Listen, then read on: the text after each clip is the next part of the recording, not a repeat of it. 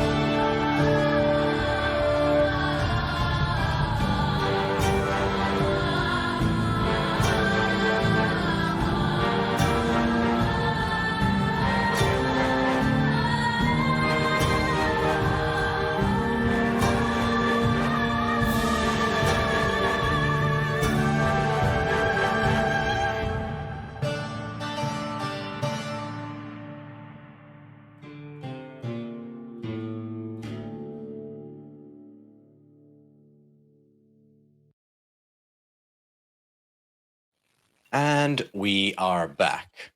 So, last we left off, this intrepid band of adventurers, hot on the tail of the mystery of who attempted to assassinate the young king Gregor at a summit that was meant to be about political unity, coming to an agreement on how to proceed with dealing with the undead threat that threatens everybody, had begun to investigate. Your search led you to the house of one Oribasius, a member of the council, master of administration specifically. He had apparently, so you'd heard, fallen ill recently and was unable to attend to his regular duties. So, acting master of administration had been Bithynia's own uncle, Cadmus. You encountered a series of guard hoplites that seemed a little too keen to get rid of you. And after a valiant effort to sneak in, were unfortunately discovered and all hell broke loose. A battle ensued that culminated in the total destruction of the manor. And that's where we come to now. The satyr mage, who had been basically commanding these traitorous hoplites,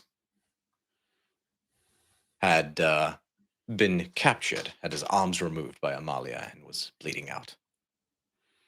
Hilira is nowhere to be found. And you stand there in the rubble. And things all of a sudden get interestingly quiet. Basically, just in the absence of all the din of chaos of battle, you just suddenly become aware of the quiet evening again.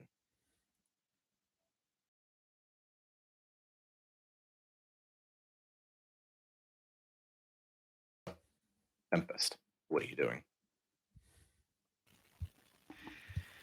I shall look over in the direction of the armless satyr that I'm half cuddled with, while also prone on the ground. And I would like to attempt to stabilize him so that he doesn't bleed out. Make a medicine check. 26. With some quick thinking, a little bit of hemokinesis to hold the blood, and you'll be able to apply and some help from Botch to apply the right strength. You're able to provide some very strong tourniquets that stem the blood flow, and then you basically cauterize the wounds with hemokinesis. And he's still unconscious, but And then I'll just kind of like sit there with the blade, kind of my dagger, kind of just like I go cross-legged, just with my dagger, kind of just resting on my knee with the point kind of against him.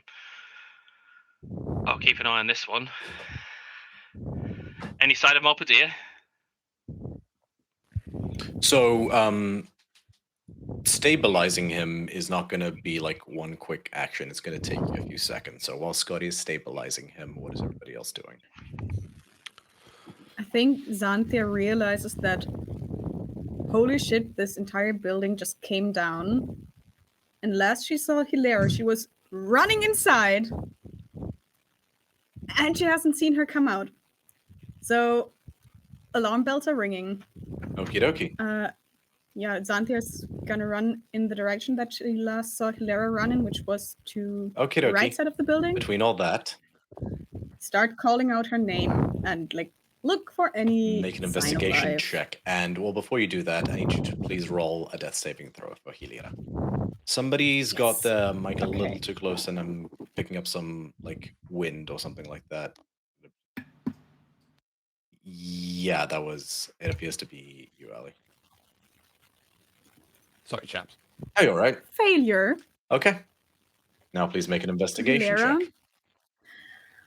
Okay. Was it a 1? It was a 2. Oh dear. Investigation. That's an 11. There's too much rubble to move. In the 6 seconds you have, you just try to shift, and you don't see anything, and you hear no answer. At this moment, seeing Xanthia panicked and screaming after Hilera, I would like to, if I'm raging right now, I would like to drop rage. Okay. Curiosity, because I wasn't here last week. Did you guys use any of my forms of the Chimera as part of my rage? I don't believe so. Yes, you rolled on the wild magic table. Not the Chimera. Not the Chimera. That's fair enough. That's wild magic table's infinite as many times as I can rage. But okay, cool. So, I would like to cast my mind out using magic awareness to search for the items, for the types of items that I know Hilera wears at a range of 60 feet. Cool. You pick up on the stone speaker crystal and the sandals she wears and the other items. You've done this before when she's around, so you're familiar with the particular frequency she gives off. So you detect it buried under the rubble, not that far from where Xanthia was looking. Very good. I would like to run over and immediately start trying to shift the rubble that's above her. Okay. In a not reckless, not reckless so much. More of a case of I don't care what happens. All I need to do is move the rubble. That's okay. Make an athletics check. Ooh, I'm good at them, chaps. Can I help? Yes, you can. So you can make all right with advantage. That was good because that was a natural 3. That's better. 26. 26. You're able to, Xanthia, especially with your new belt, you guys are able to. You're just like flinging rocks behind you guys. So you are able to uncover Hilera in the span of 6 seconds. So you will only be required to roll 1 more death saving throw. Okay. Just don't roll a 1. I'll try another die. Just don't roll a 1. That's a 5. So that's a failure. Reaching down, I would like to calm my mind, say a brief prayer to Clothis, and cast my 1 cure wound spell on her, hand on her chest, just pumping magic into this shrill, annoying acronym. You guys watch. You do that, and then the threads of Clothis that are now wrapped around your forearms, several of them snake out, and then just travel down and begin to envelop her body. And as they tighten and become taut, they pop her shoulder back into place, couple of them sort of almost like stitch one of her wounds shut, and then just holding everything in place before they fade. And there's a moment's pause. I just need to. Can I roll the hit for it? Yes. Yes. 3 hit points. She has 3 hit. Well, 2 plus 1. Yeah, and she sort of stares weakly at all of you.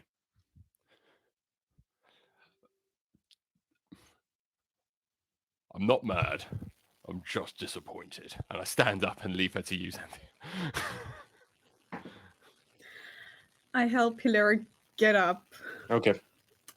and yeah, Xanthia is too shocked to really speak at the moment, so she'll just like help Hilary get back to the group. Copy that. Whilst that's been going on, question: what is everybody's passive perception? Mine, 16. Passive. mine. 11. Hilary's is 15, Skretinos, 15. 11, Amalia. Okay. +3 to it. But did we determine that I'm also in the rubble because I was upstairs? Yeah, but you're still alive, so you're okay. So you are restrained at the moment, Okay. but you're alive. I Oh. believe you had enough hit points. Mhm. So as you lie there restrained, Scotty, Trying to get out. Trying to get out of the rubble as I'm trying to move the rubble around me. Probably couldn't see anything because I was up by where Scotty was, which isn't anywhere near anyone make an else. athletics check.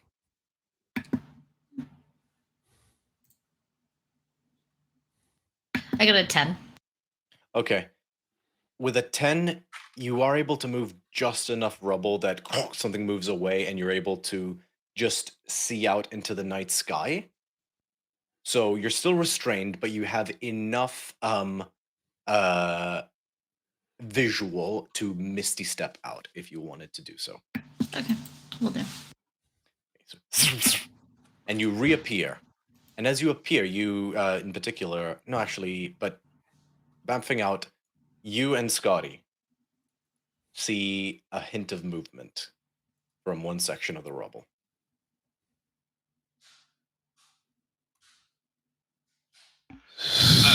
A bolt flies, and it just like it like flies in your direction, Scotty. Okay, if I can, I mean, I don't know if I don't have the chance to do any reactions here, do I? You can do a reaction if you want. I'm going to throw myself in front of the satyr because I think that bolt is trying to execute the satyr. Okay, you need to make a dexterity check. Sure. I'm gonna roll an attack roll for this. Sure. Just flat dexterity, yeah? Yeah. Basically, you need to beat the attack roll. Not good. 8. The arrow is too quick. And it just goes into his throat under his chin. And you see a small second protrude out of his head. And then standing in the rubble, standing up, is the last rogue who just about survived the collapse. I rolled for his damage. He had a tiny pot of hit points left.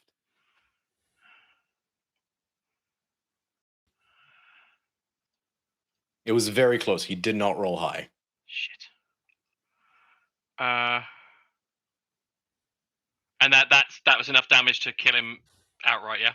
Yeah. Okay. It was a rogue's bow shot, so there would have been Yeah, okay.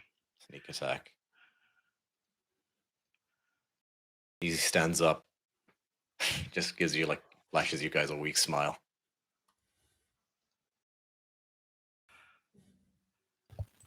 Can I throw a sacred flame at him? You don't have time.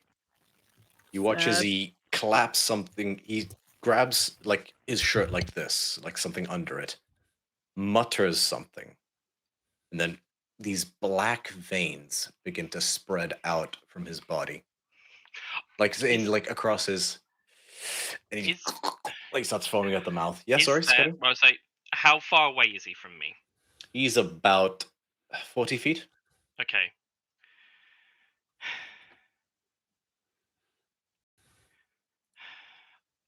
You can try get to him. It was going to be an gonna initiative roll. Okay. Come on. Balls! 14. I mean, it's not a done deal. Just need to pull up the stat block again.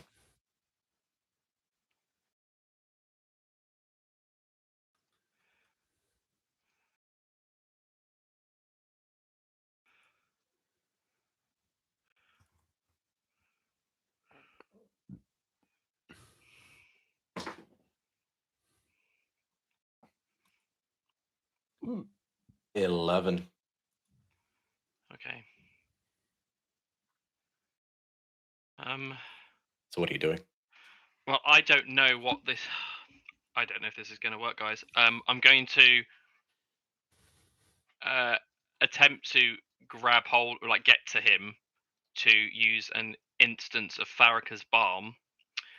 And I'm using the positive version of it, where they regain hit points equal to 1d8 plus your wisdom fire modifier, and you can cure the target of one disease or neutralize one poison affecting it. I don't know if it's a poison or not, but it's the most likely thing I can think of, since Assassin, I'm getting the whole like poison hollow tooth vibe from him. So I'm going to try that. Okay. I'm going to ask that you make a grapple check. Because I'll give it to you. It is poison. This will work. But he's not willing. So it's not as easy as just... Or do you just need to touch him? All right, let me get the wording of it. As an action, can touch a creature and choose one of the following. So I guess maybe I need to make a touch attack. I will say then you can make it at roll a make a unarmed strike, basically. Yep.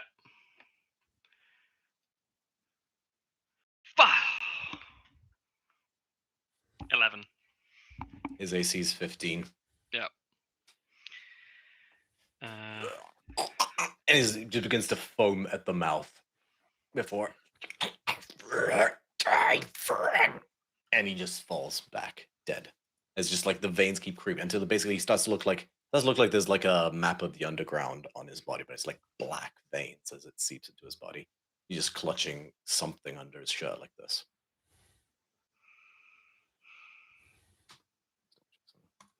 Oh, good, that still works.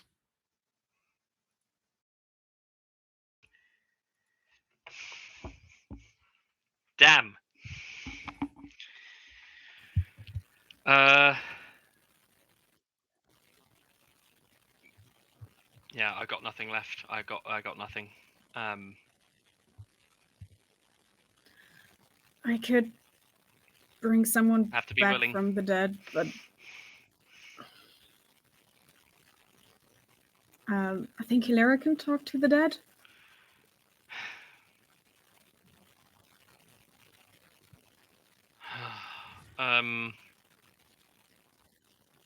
Yeah, Scotty just kind of slumps over to the side and just lies on his back, now kind of feeling the pain of falling 2 stories. And I just kind of lie there, just winded and just breathing.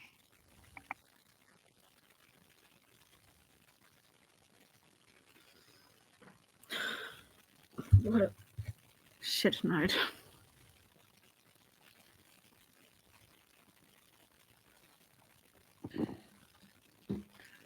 Is Bithynia with the group by now?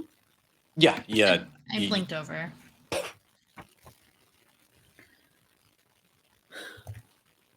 I was not here for it, though, because I was either upstairs, inside, or under rubble, so I have no idea what's going on. I wasn't with you all. You would have just about witnessed the exchange Scotty had, like, where he basically tried to, like, do the cure. Basically tried to reach out and touch this individual, but wasn't fast enough, and this individual, after, like, the veins under his skin seemed to turn black and seep across his body, collapse over dead, foaming at the mouth. This is a satyr that I saw with Couplet earlier. No, so this guy who was one of the sort of hooded, like, Miletian archers shot that satyr in the head and then killed himself.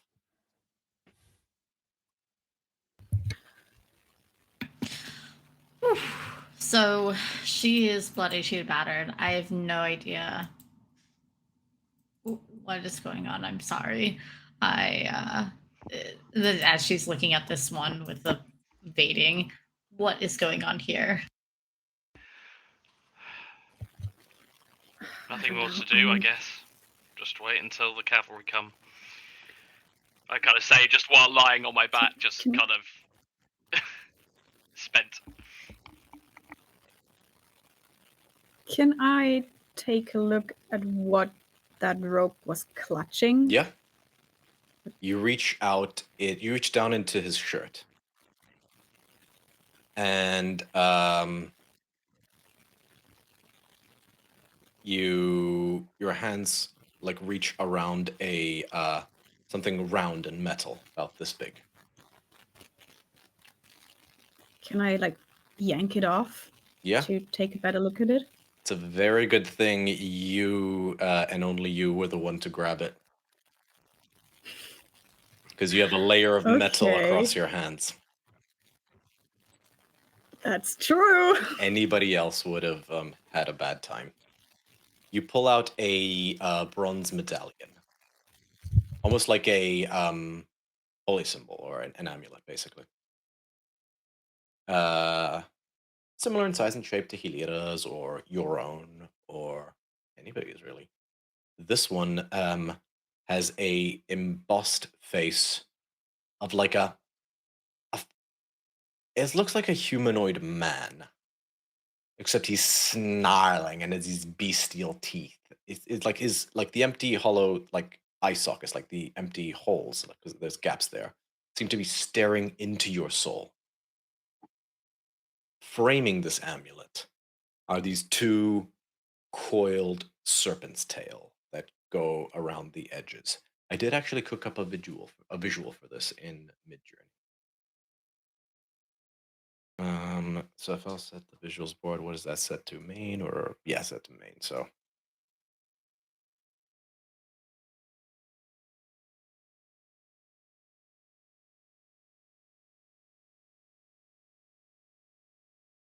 sorry, 1 second. I forgot what folder I put it in. There we go.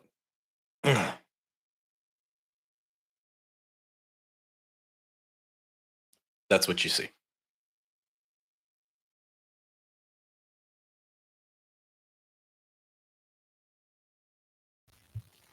Where are we looking? Like Legend Keeper? Yeah, Legend Keeper, the player's board.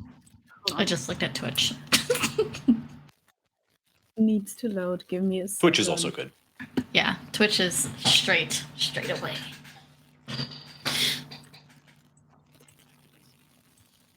Oh, that's a nasty something or other.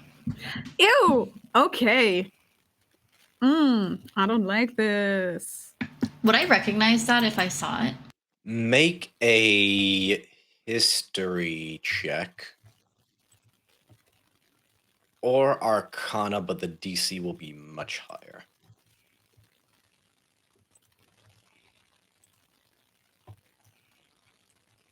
History or Arcana? Yeah, but if you choose Arcana, the DC is going to be higher.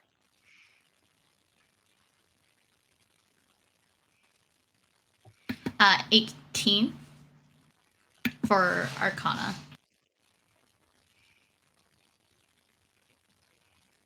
Something about it looks familiar.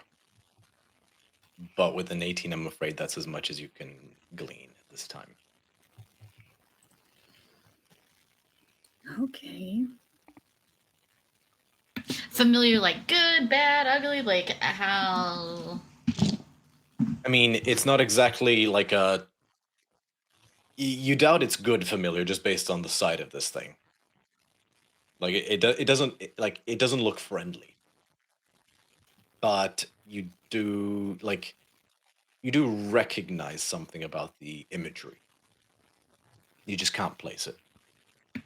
So she'll look to Xanthi holding up. This looks quite familiar. Have you seen anything like this before? I don't think so, to be honest.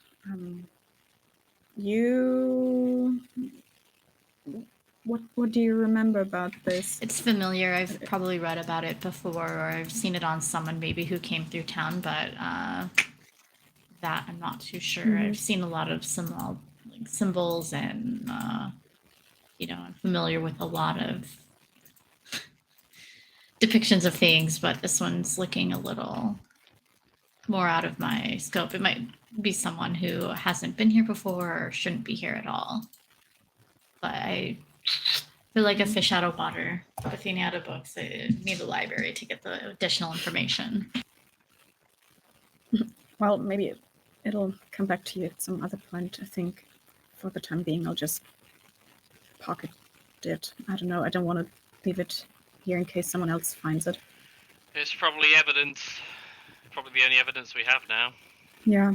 You do notice, Xanthia, as you look at the back of it, there's a small indent where there's a tiny green tear-shaped gem.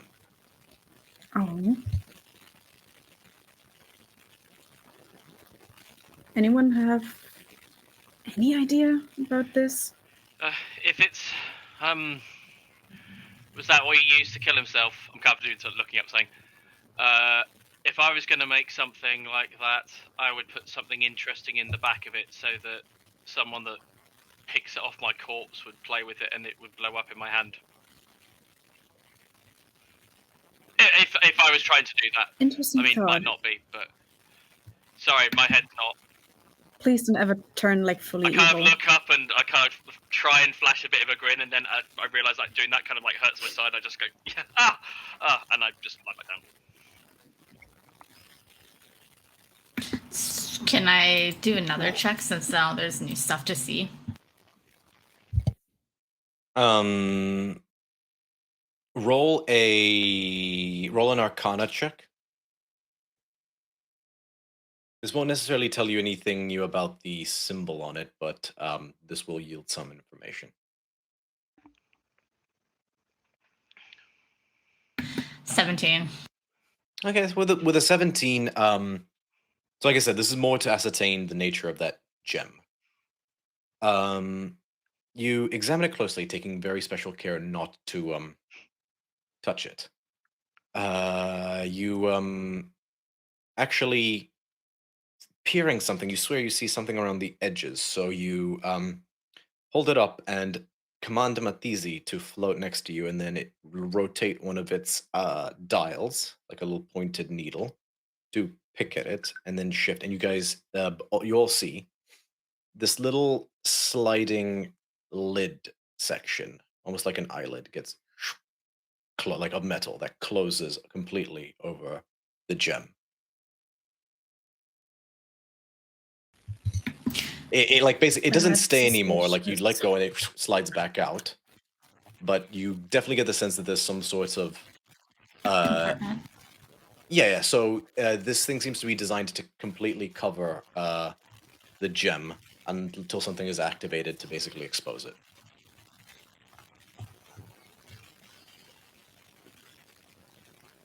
Do you see that? Do you see that this is like there's a Maybe compartment in here? if it was an emerald, wasn't it? It looks emerald-like. Like if it, I don't know if it was poison or acid that went into him. I couldn't catch him in time. But if that's what you do, like if you're looking at it in its make bad things happen mode, and then when you slid it so the eye is closed, that's when it's safe to wear. Maybe. I'm just guessing, but Could be. there's a possibility.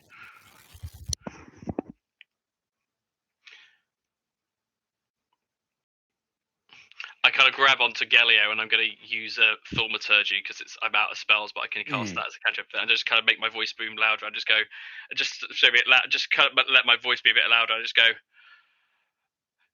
you can come in any time, Molpadir. Anytime. It's been 10 minutes. I mean, like 15 at most. Yeah, he's very impatient.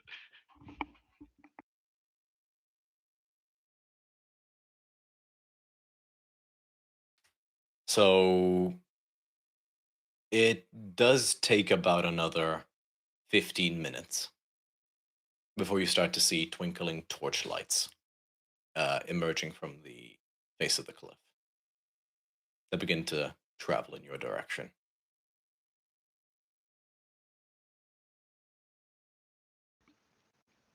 Just Would as anybody- a oh, sorry, go I was ahead. going to say, just as a cursory glance, just look, the building's destroyed. Like, there's nothing that immediately jumps out as having survived that might be of use. Make an investigation check. 22. 22.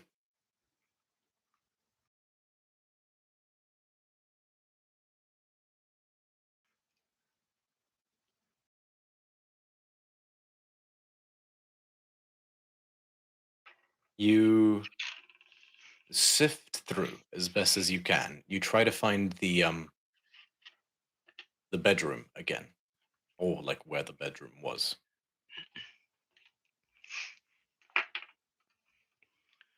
And you pick apart through the rubble. And you just haplessly search. Now, you only see it because it's something that you're just so trained to look for. As you're sifting through the sundered bed sheets, you spot a small red dot on one of the sheets. Or actually, a small brown dot on one of these sheets. Barely bigger than a 5-pence penny. I don't think it's going to be enough for me to do anything with it, but nevertheless, I will. Now I have glasses. I will attempt hemokinesis to pull up what I hope is blood and contain whatever. What's the rules of hemokinesis? Hemokinesis is a lot more flexible. It's the blood reading that has more difficulty. But hemokinesis, no, actually, if is it dried? It is dried at this point.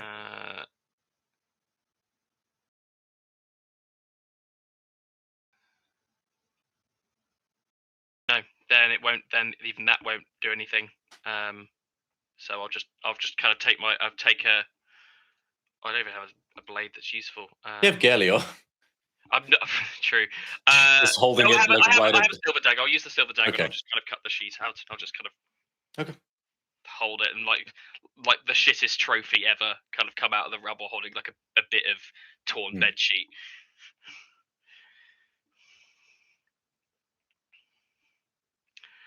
Might have his blood on it, but I don't know. I think I need a rest. I need a nap before I can think straight. And I'll go and sit down away again. At this point, the lights are getting closer, and you can begin to see shapes. And you do see Molpadia with about 100 Militian hoplites in tow. Basically, jogging, just at this point. Just that sort of marching sound. That jog march. She stops about 100 feet out and just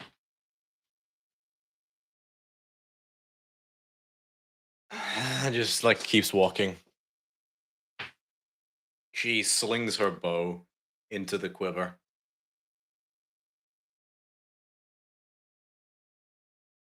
Okay. Expound. Don't ask.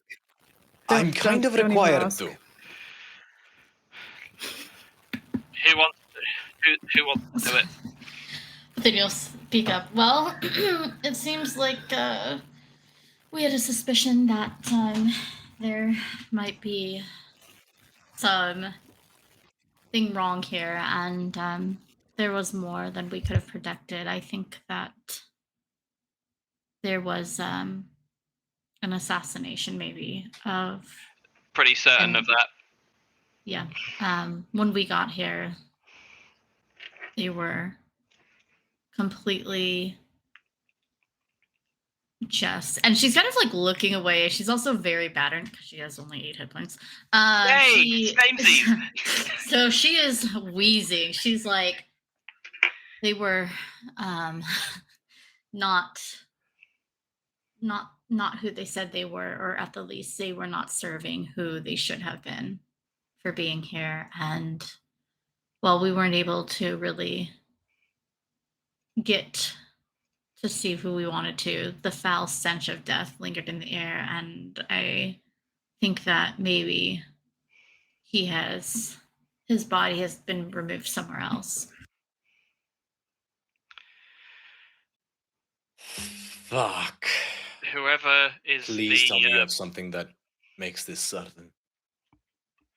Well, the assassin they have killed themselves when we tried to keep some of them alive, but we have an icon or a medallion that's been found, something that was used to kill himself with. She beckons you. And whoever... Oh, Don't touch it. She pulls out an arrow and then basically loops it around the chain.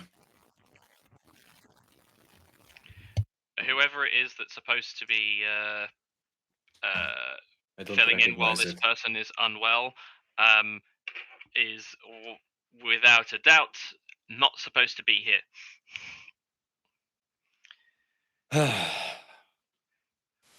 Are you saying Cadmos is implicated?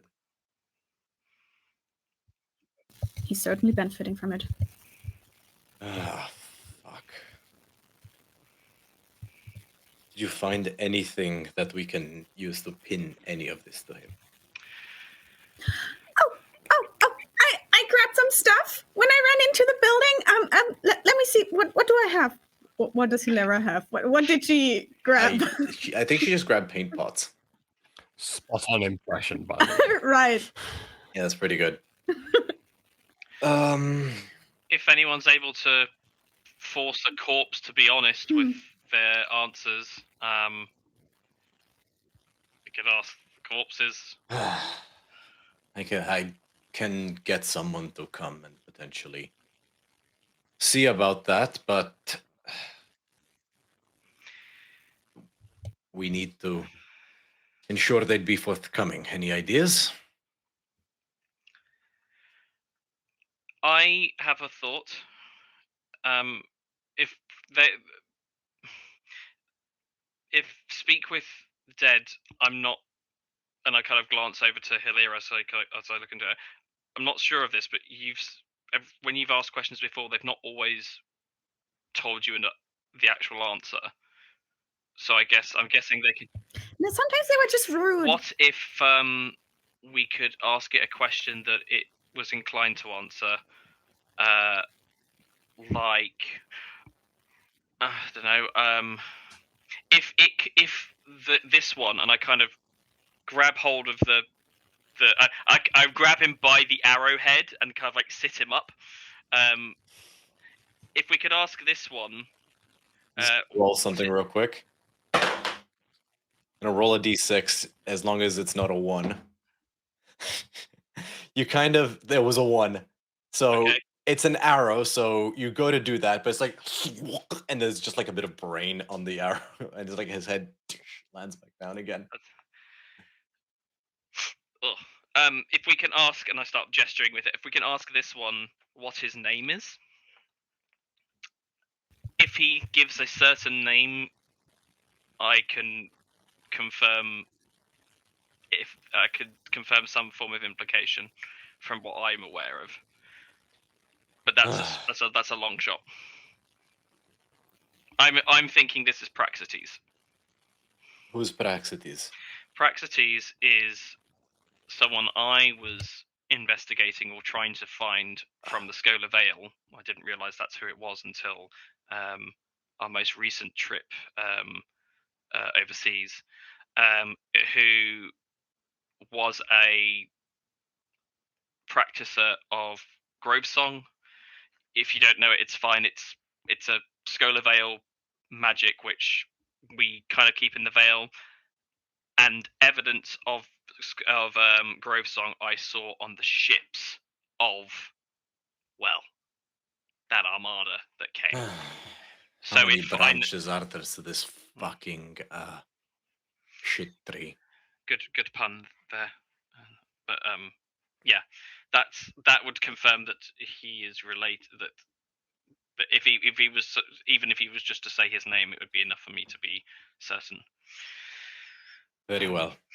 It's going to take some time to rouse a cleric with the capabilities of speaking across the veil. I can talk to him now. Oh, why didn't you lead with that? I thought you said that, Ms. Poppy, you had a way to get them to answer honestly. No, I asked if you guys had a way to get. Oh, right. No, that's what I'm trying to. No, I have no idea whether or not we can do that.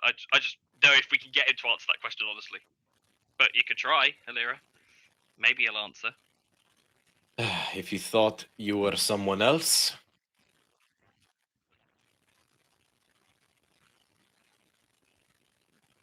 Does anyone have magic left? I think I definitely do, but I don't think that mine will help in this situation. I have one bolstering magic slot left, so if anyone wants to one to third, can anyone do minor image? I think. Let me have a look at your cantrips within you. You have minor illusion within you. I have minor illusion. Does minor? You can also cast disguise self at will. Yeah, I can. Because I have my spell slots. I don't, because I use my bow and then I used Eldritch Blast in that fight, so I think I'm good to go there. If is there a way that a speak with dead could be spoken as if it was Bithynia saying, but Bithynia was in fact the whatever his name was. You know what? I've already forgotten his name. The big bad guy that was on the boat that wants to fuck us over. I've not even bothered to remember his name. That's how little I think of him. What was his name again? Don't look at me. Oh, that's amazing. We're all in the same boat. Good. It's fine. We almost don't need to know his name. We know what he looks like, but basically, big dickhead leader of the armada with a mask and everything. If he looked with a mask, that narrows it down. Ashraf? Well, no, not Ashrafis, but... There's a dragon. Is that the architect or something Ding, ding, ding. bullshit like that? There we go. Yeah, if you look like him and asked what happened, maybe he'd confirm what he did, maybe? The only problem, though, is that you have to be attuned to the stone to ask the questions, and does the dead thing you're speaking to know that it's you speaking? What if you cast it and then there was something in front? Okay, well, then I'm out of ideas. So, for clarification, the Stone Speaker Crystal lets a healer cast Speak with Dead at will. It can be attuned to by, I think, any spellcaster, if I recall correctly. Mm-hmm. Just requires a long rest, I guess. Not a long rest, I don't believe. For most items, it's a short rest, right? Yeah. Okay, well, maybe... Is it a concentration spell? I don't think so. Look it up. I'm Oh, I was working going on to as well. it. Okay, so No. a disguised whoever could... So what if Bithynia attuned to it, disguised as the architect, and then asked some questions in a angry, gruff something voice? Or what if you look like the architect, but you look like bad, like you look beaten up, or you look like battered, and so if your voice sounds a bit off, they don't think twice on why your voice sounds weird. I mean, do they think? Do corpses think? Oh, my head hurts. Bithynia, make an intelligence check.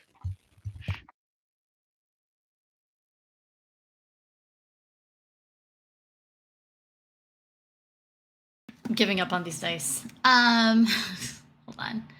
Intelligence? Mm-hmm. Yeah, I got 12. Continue. It wasn't high enough, sorry. 12? Yeah, 12 wasn't high enough for the hint. Okay. Well, that's if you want to give it a go, Bithynia.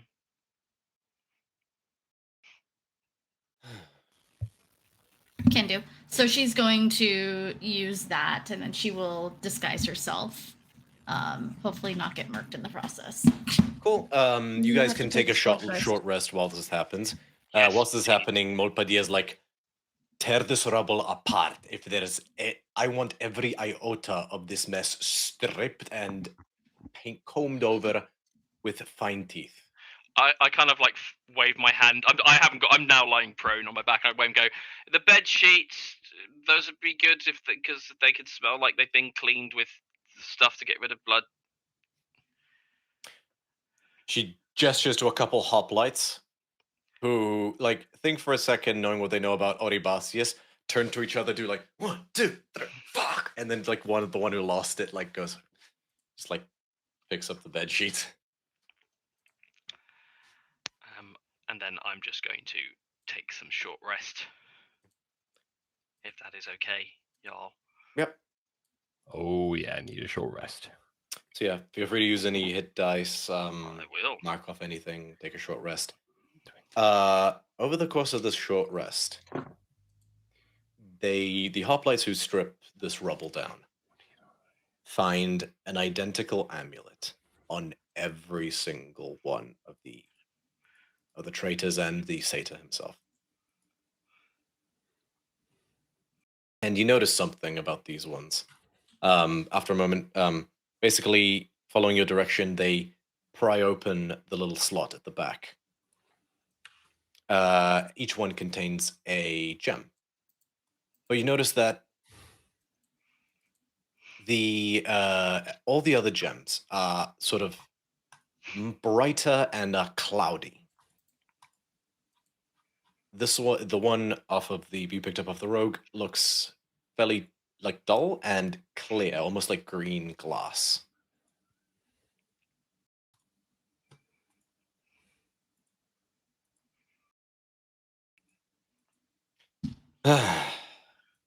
Any idea what these contain, Scotinos? Although I missed the chance to use Faraka's balm on the corpse, if I was to still use it on a dead corpse, can I still see and attempt to clear a poison? Is there a way for me to see whether or not it looks like it would have had an impact? Because I'm still not. Yeah. Remind me the ruling of Faraka's balm. Let me get the full wording for you. As an action, you can touch a creature and choose one of the following. We're doing the first one. Target regains hit points equal to, and you can. So if they're dead, they're technically objects, not creatures. Okay.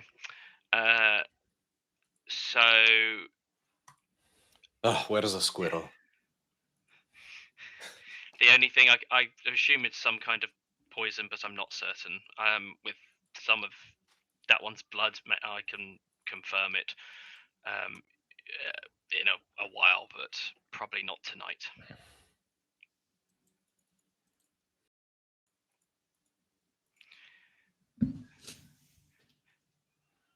Very well. Then I again just use the same description as I said before, thinking that basically it's when it opens, it kind of shoots out whatever it's got inside, and then it's held open. And I'm assuming that all the amulets they found had the eye closed. Yeah, cool. Take these to Penelope. Perhaps she can shed some light. Of course. No, she said that to her men, not you guys. Good. I didn't want to touch them, to be honest. And don't touch them.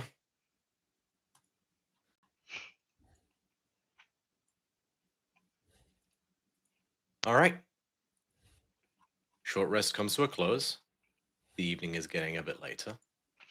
But Bithynia, so you currently, so your inventory, you have Matizi attuned, you have the Helm attuned, and you have the Arcanus Bowstaff attuned. You'll need to at least temporarily unattune to one of them for whilst you are attuned to the crystal. Which one do you unattune to? Say that once more. You'll need to attune to one of your attuned items in order to attune to the Stone Speaker crystal, so you can cast Speak with Dead. Okay. Do you choose the Helm, the Piece of Divinity, or the Arcanus Bowstaff? The I'll get rid of the Bowstaff. Cool. You, if you take another short rest, you can attune right back to it. Just to make a note that right now you don't have access to the staff, but you attune to this crystal and you feel the power of the knowledge of this thing, and it's free to use. So, how do you disguise yourself? I guess I would disguise myself so that I would look like someone that they recognize or trust. It has to be simple if I recognize or if I remember the spell.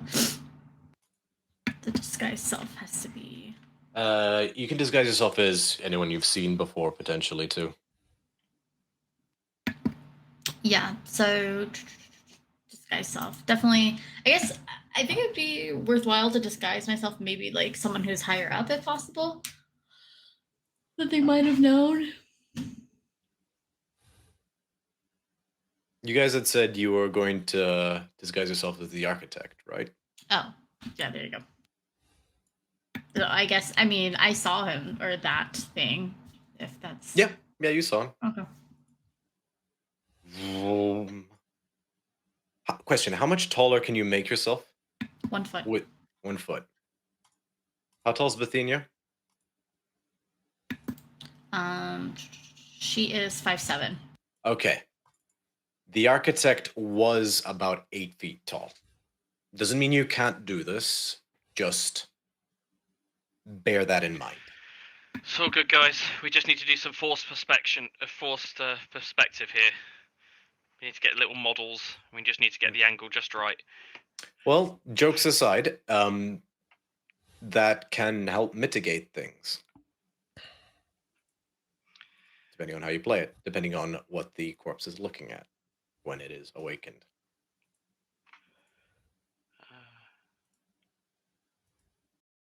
So, as you see, we're doing it right here, right now, because she will do it. She'll start.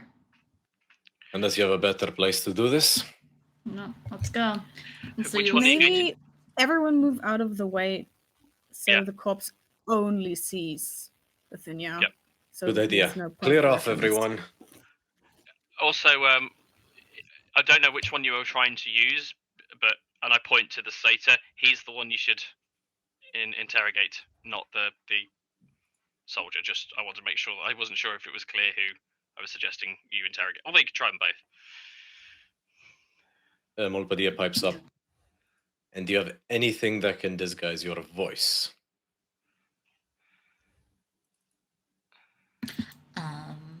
Well,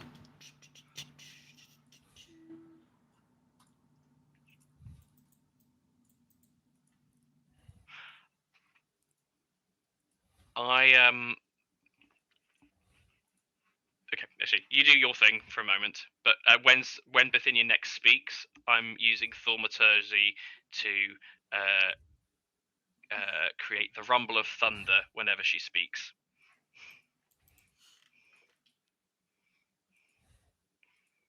Okay. That's all I can really do. There's not a great deal I can do with it because it's not my voice, but that might help a little bit.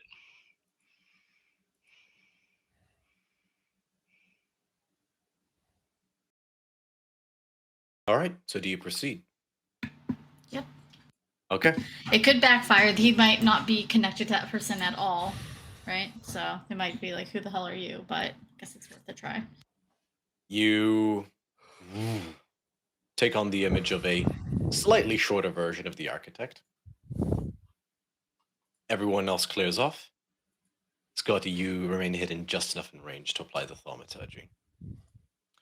Bithynia, you sort of kneel down, trying as best as you can to basically obscure your height. You figure if you're crouched down, it's more ambiguous. And you lean in and you tap the stone speaker crystal to the satyr. Or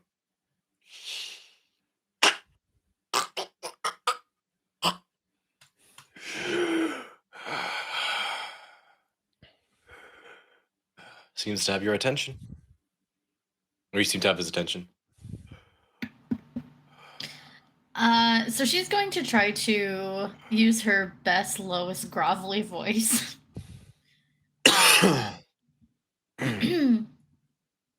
And she will say, "What have you done here?"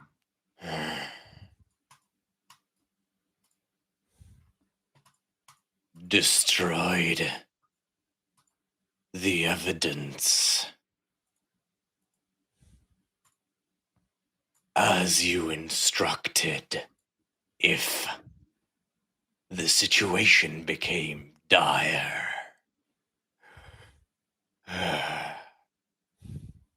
make a deception check with advantage.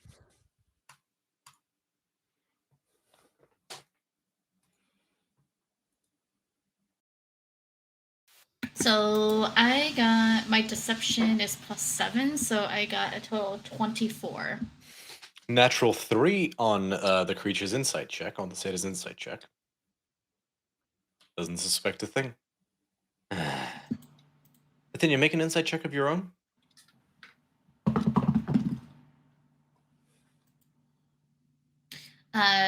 Dirty 20. You swear it's looking at you a little confused. Like, So she looks around. So, what, so then, what is left to be done here then?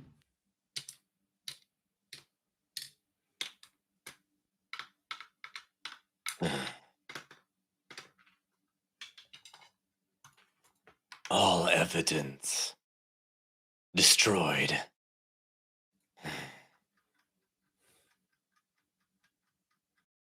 The nations will squabble.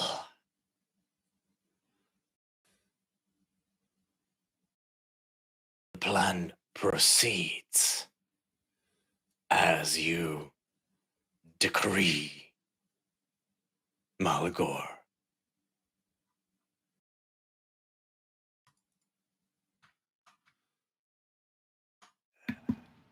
So as Bithynia's like taking this in because now we have a name.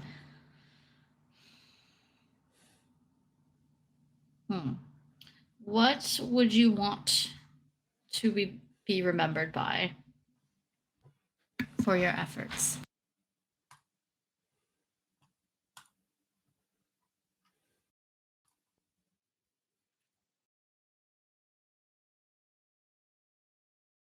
When he awakens and destruction reigns,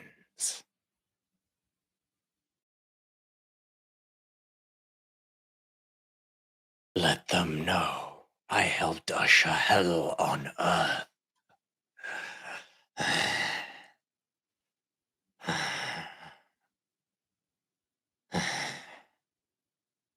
Yes. And lastly, since you are the one who is here, what, if anything, stands in our way currently?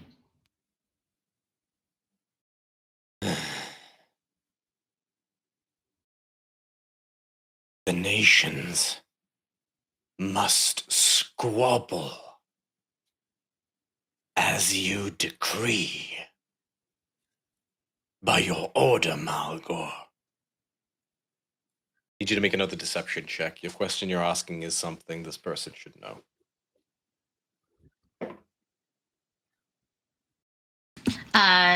18 total. Still beats his insight check. You have one question left, I believe, right? Yeah. Cool. I'm gonna double check something real quick.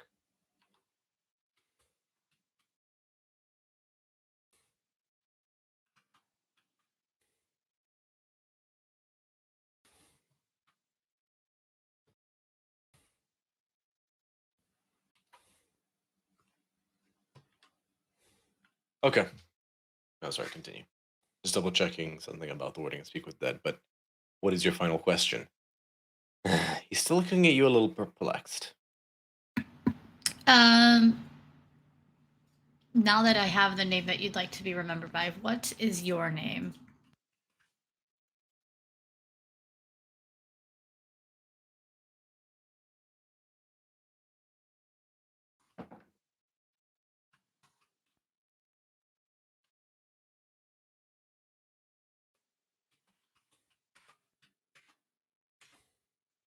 Chromius. You know that.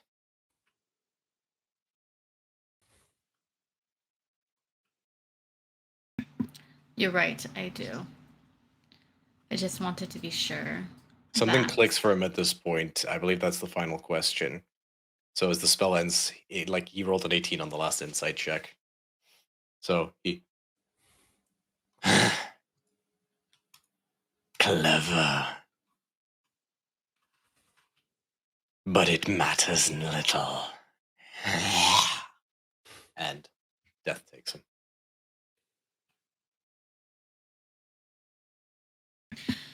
So through this, Bithynia will revert back to her blooded self and relay the information that was helpful. Scotty gave me his name, what he wanted to be remembered by. Insert names here. And our suspicion that it was from the architect was true. He gave me, I believe, the architect's real name and what might stand in our way.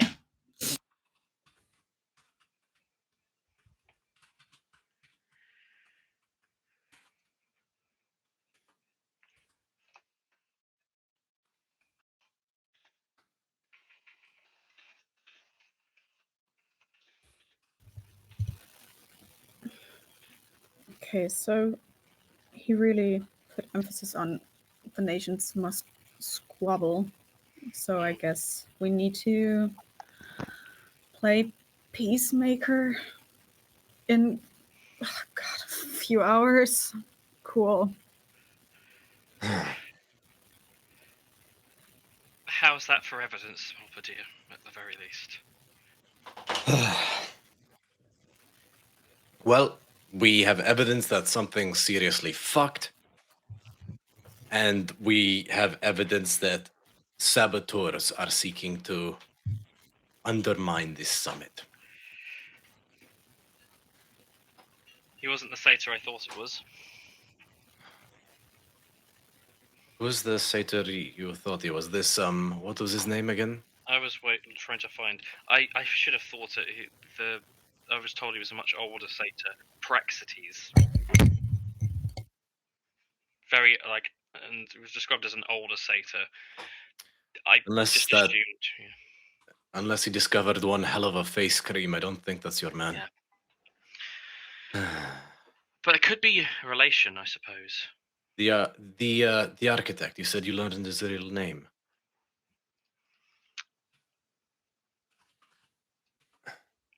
What was it?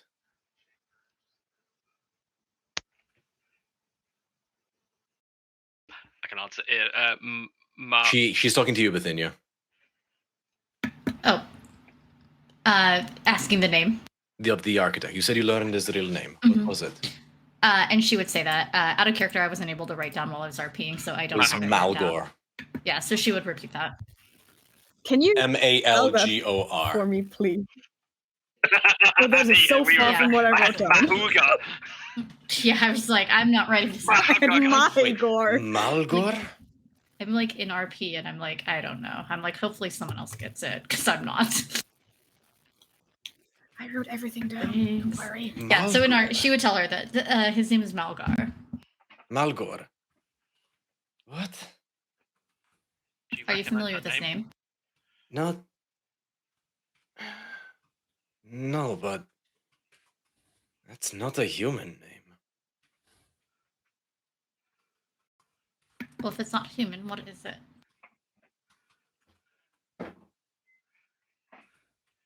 What do I look like? Fucking phoneticist? Well, if you're able to say that it's not a human name, then maybe... She did roll a natural 18. It sounds Minotaur.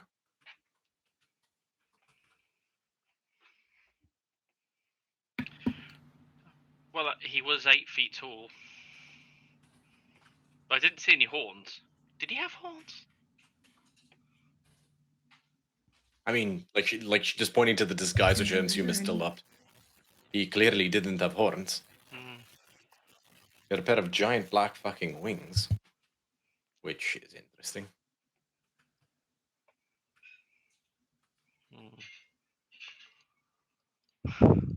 Botch. I need you and you alone to make a history check. Oh, that sucks. Sorry, chaps. We're about to fail that. You have a tiny chance of succeeding. My history is a +0. Natural 2. 2. Doesn't ring a bell. Nope, no idea. Sorry, chaps.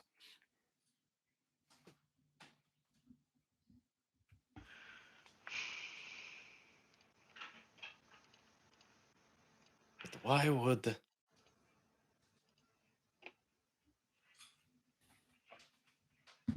Was there anything off about him during your battle with him? Everything?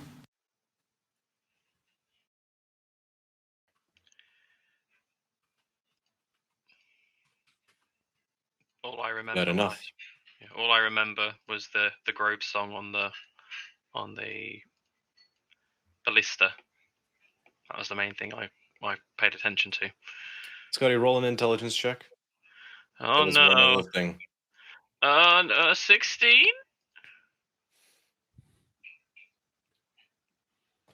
You recall trying something and it not working how you expected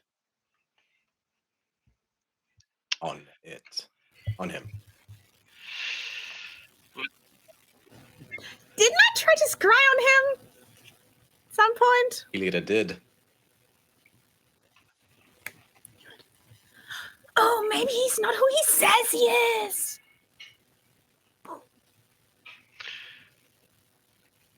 Did I try something blood related with him? You tell me. I can't remember. All right, fine. Well, undead don't necessarily have blood, I suppose. You did try something blood related on him.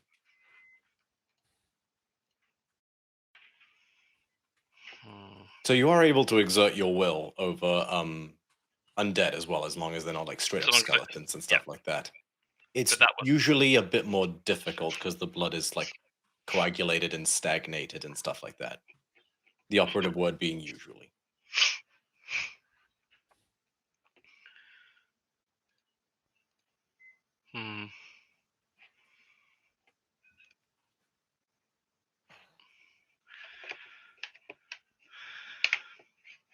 Well, whatever the case may be, what's the fallout of this going to be?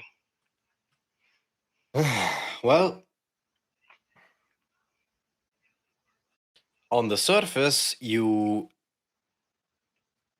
marched up to the private residence of a esteemed council member in a moment of vulnerability, and you have been discovered in the destroyed ruins of said residence, without any shred of his whereabouts currently available.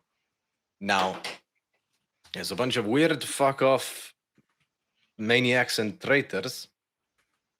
She seems like she recognized a couple of the hoplites on the floor, and there's a just plain disappointment. So there's evidence enough to not directly implicate you in the disappearance of Boribasius, but that is still the court of public opinion. I'm so sorry. I probably misspoke. I don't actually care about this bit. I meant in terms of the tomorrow's big No, summit. that's what I'm talking about. Right. If the summit is going to go ahead as planned, security is going to be tripled, I'd have it no other way. but this is going to spook the other nations unless it's dealt with. This could be an opportunity. If we weed out the Viper, we can show that we can overcome the sowing of discord and the traitors in our midst. But if we come with accusations that we can't back up at the summit, we're going to look desperate, like we're basically creating a false flag to try and move opinions in our favor. Now, I'm not necessarily saying you must do more tonight. I can tell you're fucking exhausted, but What time does the summit start tomorrow? midday. We have plenty of time. It's only like 11 at night. At this point, yeah, it'd be about 11. Okay. Between the short rest and everything, it's closer to 12, but yeah.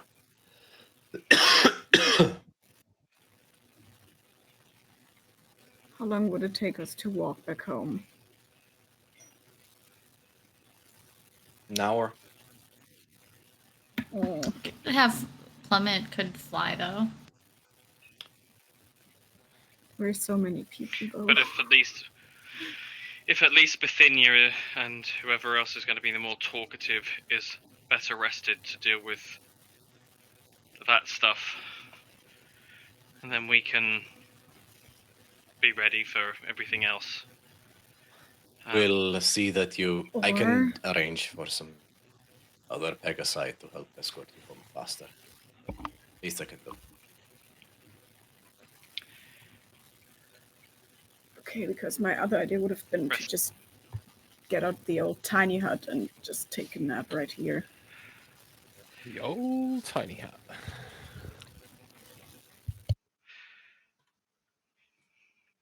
Could do that and then travel in the morning, I suppose. To me.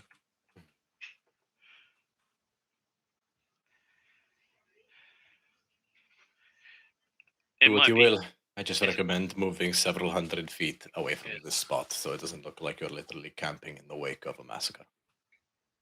That is fair.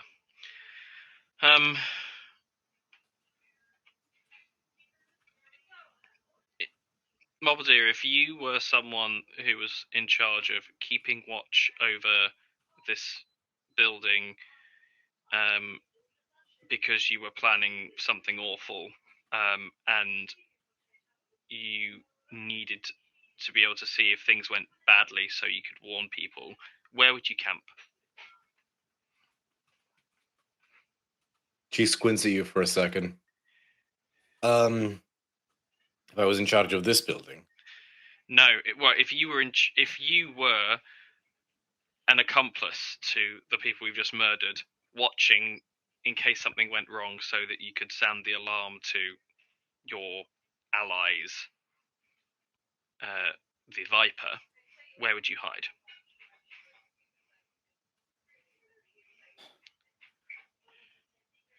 I would hide somewhere in the city. If I had the resources these individuals clearly had, I would have entrusted whoever was to guard this abode to have magical means of contacting myself, or built in a fail-safe so that they could take care of the situation without necessarily alerting me immediately, so I can Oh, find out on my horns. own without a problem. There were horns. I picked up a horn from a dead guy. Silent alarm horns. We Thank occasionally you. employ some of these for night watch vigils. Are you able to use that to see what things are connected now? Doesn't work that way. You pick a direction or a creature you are aware of, and like she literally like picks it up and just blows it. And Scotty, you hear something in your head, like a brrrr. The rest of you don't hear anything. Oh. Okay. I'll keep that. That sounds useful. There's probably a few of them around here.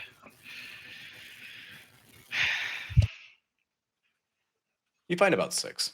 Well, they found about 6.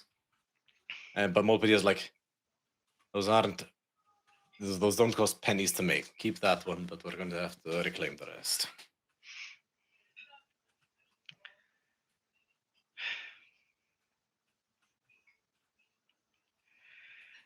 Well,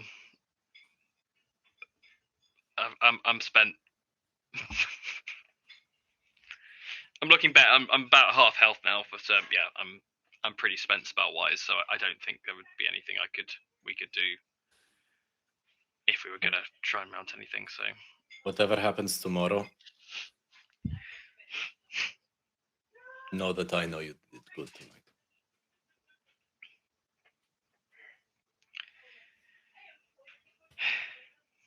I need to get some sleep myself. But good evening. And she will. You guys are free to find a spot and make a camp, and she'll continue to order people to try and pick apart the rubble. And you watch them work there for a time, but depending on how late you stay up, they do move away after about an hour or so. So you guys just belong straight to bed? I do. Yes, please. Very well. You pop up the tiny hut, and just the exhaustion washing over you guys, you can take a long rest. Bithynia, over the long rest, you could reattune to the bow staff, and Helios could reattune to the stone speaker crystal.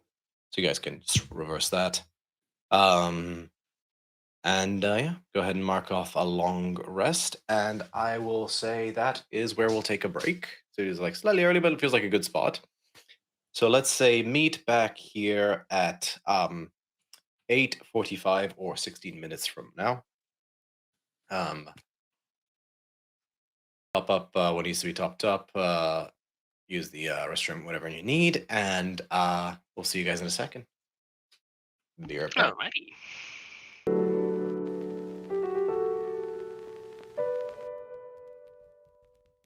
The main mode. And Video Ninja's doing that thing again. Let me refresh.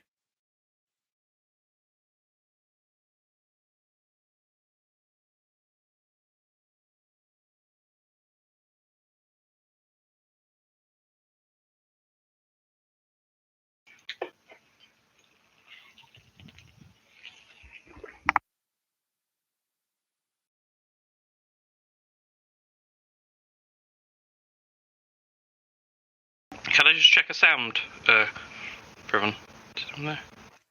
Okay, cool. Okay. Lovely, lovely. This headset is starting to die, and if I knock the volume button by mistake, it cuts out audio on one of the headpieces, so I have to kind of play with it.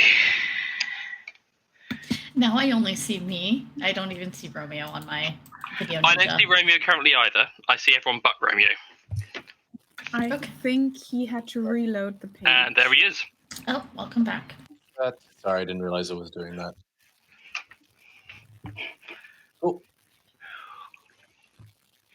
Also, update from Viola, she's on her way home, so she might be able to drop in Okie dokie. later. Have we told her that she survived, or is that still up in the air? No, it told her. Yeah. Fine. Okay.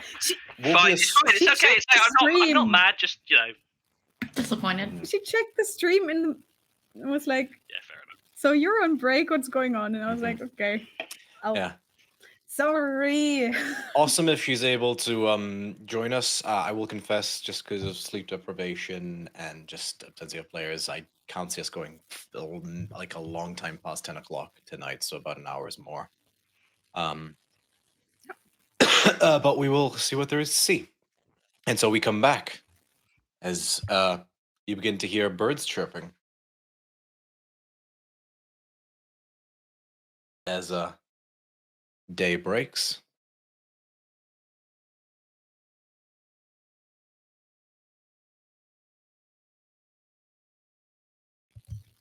Right. So, what's on the agenda for today? Did everybody? So I know that you all said you had tiny hut. Was Bithynia then the only one who went back, or did we all? Did you go home?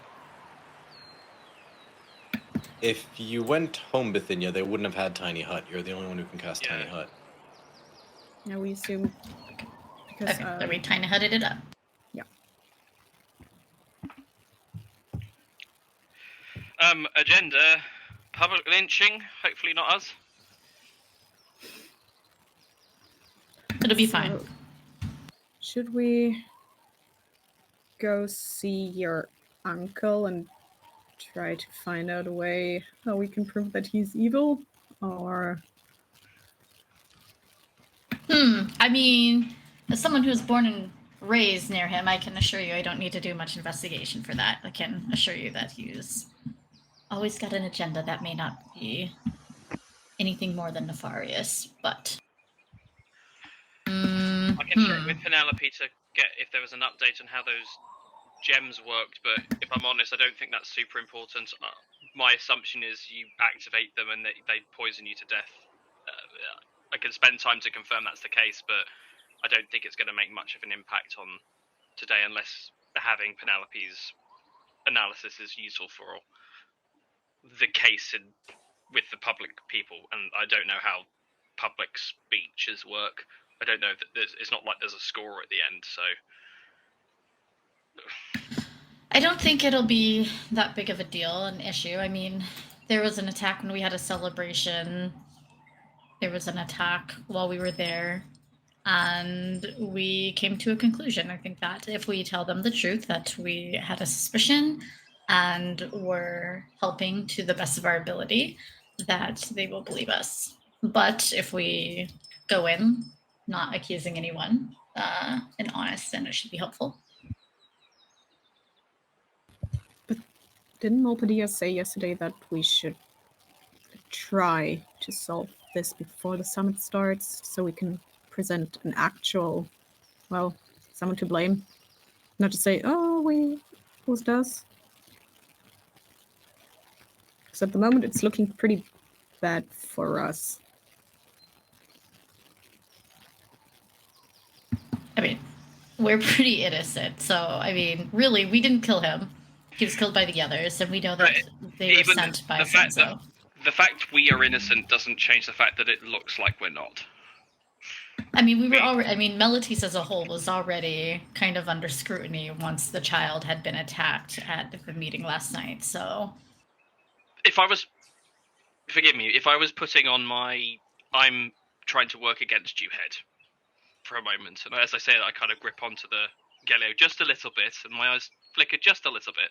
You know, the first thing I would do is implicate and get rid of the biggest threats that would counteract our plan, and we are pretty, as Botch has said, we are pretty sick, mate.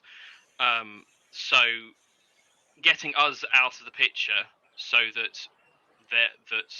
the plan goes off without a hitch would be my first point of call. The fact that we have been in the locations where these murders have happened is great for evil me, because I can say, well, look, there was an attack on the people.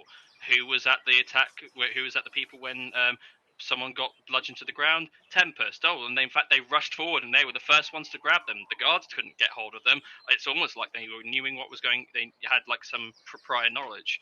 And then someone that's ill and ill and not being available, prying on the weak, seeing an opportunity, because we are opportunist attackers, and we've gone and taken out a prime political candidate that could well have vouched in favour of, I don't know, vouched against the idea of, unity or something.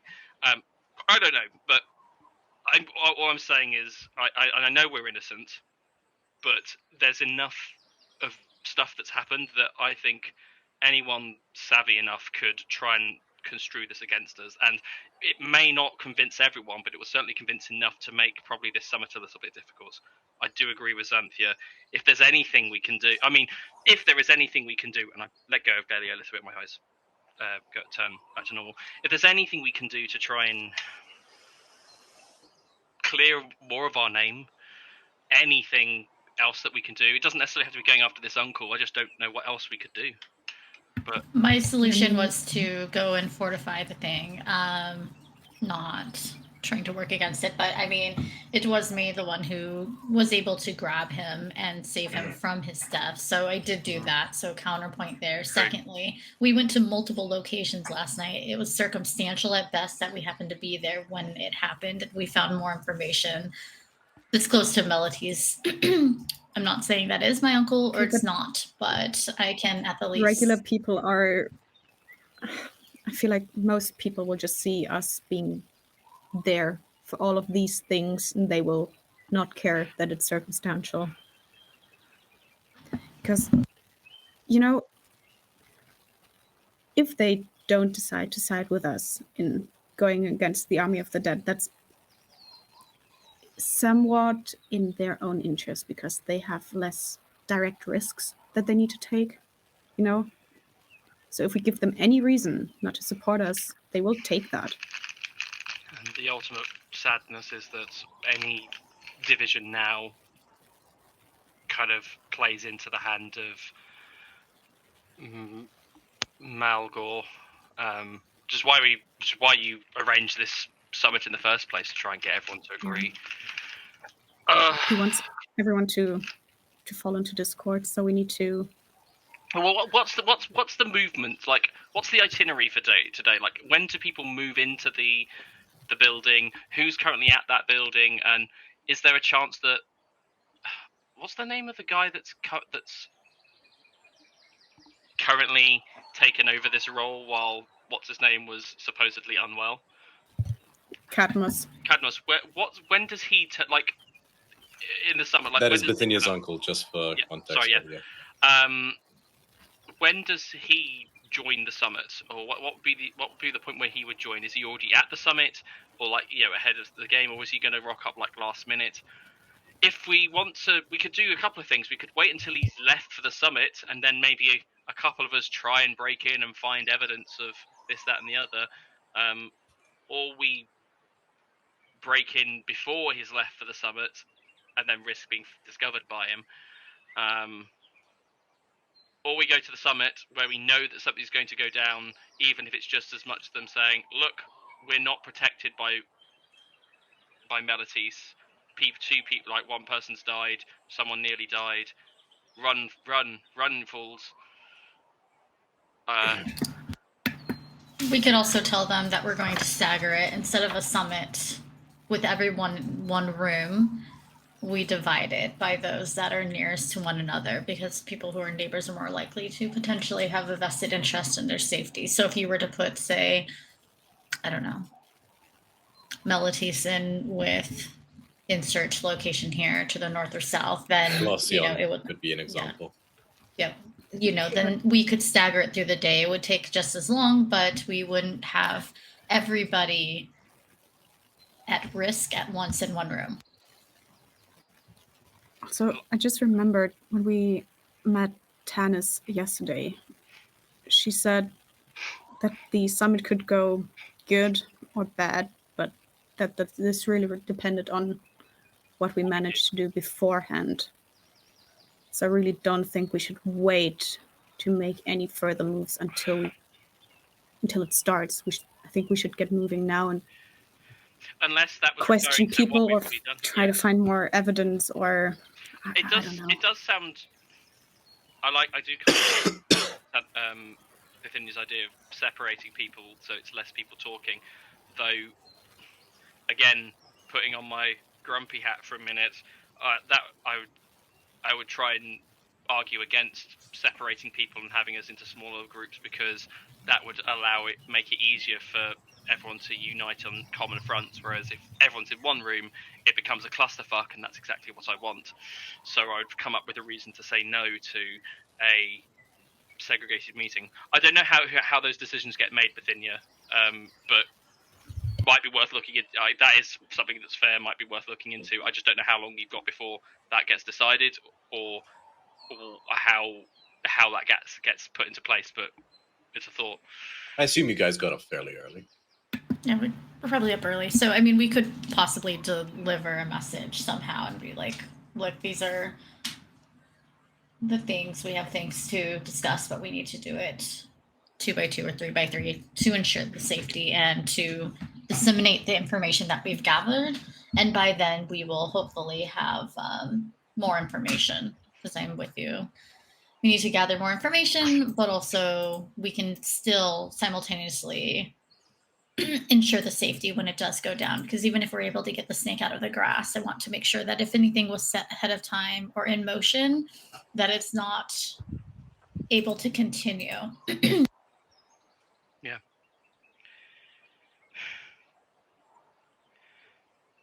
All right, so who's going where? There's a wild Vietla up here. Oh, hello, sleepyhead. God, what time do you call this? I mean, I know you were nearly dead in rubble for me, but I mean, that's no excuse to have a lie-in. Sorry. Okay, so who's going where? Or are we trying to still stay as a group, or are we doing different things? Some people going to your uncle's. Also, is investigating your uncle's house like, fully off the table, or? He has an office that is guarded, and then he also probably has like housing that's either. He's got a house in the city, like a. You know where it is. Where did he used to spend most of his? Where does he normally spend his time? Like, if he wasn't at home, is he normally an office person? He's normally an office person. Yeah. The office would probably be where he'd keep, I guess, the things that matter more than if that's where he's there. So maybe the office is a shout. So there's his home, his office. I could also check in with Penelope regarding those amulets. There's reinforcing the meeting hall / trying to split up the. I mean, that's probably because I don't really know how that works. Bithynia, it's probably best if you head that one, because I don't quite know how you do. You have to put in a request to change the schedule, or I don't understand. It's all politic things, so you do politicky things because you'll know. The last time I just walked in. Oh, maybe this politics thing is easier than I thought.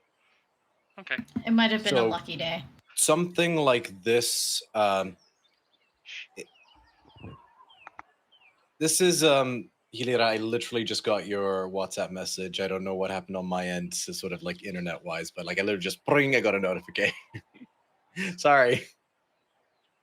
Look, the Netherlands is small. It only took me like 20 minutes. Make it like a wrong turn and end up in Belgium. We're talking that small. It's like I think the Netherlands from like top to bottom is 3 hours. Damn. Damn. Doesn't sound too bad, to be honest. Sorry, circling it back. This would be the sort of thing that's generally at the discretion of like the host, let's say, for lack of a better term. So it's not like, you know, filing something at the DMV in terms of like complicated, especially not for you. You're in good standing with the rulers of Melodies, Petty Sophia in particular. You could speak to her about this, and then she may be able to make it happen or clarify as to what the next step would be and what it would take.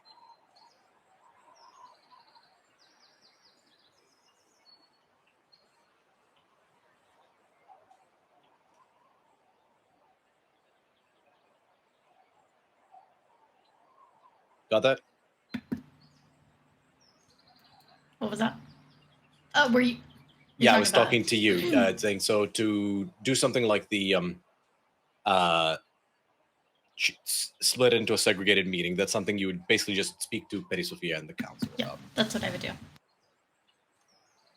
That is Okay. where I would go. So, what is the exact plan from here, collectively? Sounds like I'm gonna go talk to Parasophia to fortify the location that the meeting's happening, to see if there's anything that can be done to make the location itself safer. If not, change the location so that if anything was done to it or compromised, that the person won't have the ability to prep for it. And then it sounds like the others maybe are going to look for more information to prove or to strengthen our case that we are innocent, because we are. Okay, and where are you Okay, looking for that? But question, like, if someone were to investigate any of Cadmus's like house or office thing, wouldn't it like make sense if Bithynia was that person, because that's a little less suspicious? It would be easier for Bithynia to gain access to the office or the house without arousing suspicion, at least sort of superficially. Yeah. Well, we could always disguise ourselves to look like Bithynia. Can disguise people. Maybe. I can't. No, I can't either. Well, I don't think we even want, like... If Cadnos is a bit sus, he's gonna see even Bithynia rocking up at some point as a potential, oh, there's a reason maybe she's trying to look for something and find a reason to turn even her away. I imagine you were probably looking for a more clandestine approach to get in. Oh yeah, sneaking. Hmm. That worked Well, so I'll say well this. yesterday. Kind of did. So, yeah. As a, I guess, just clarifier, you are correct that Cadmus would likely be suspicious of even Bithynia. In terms of just general access to those buildings, she would, like, basically, people who aren't Cadmus are not going to question Bithynia going through those locations, particularly the office. He would just have to dump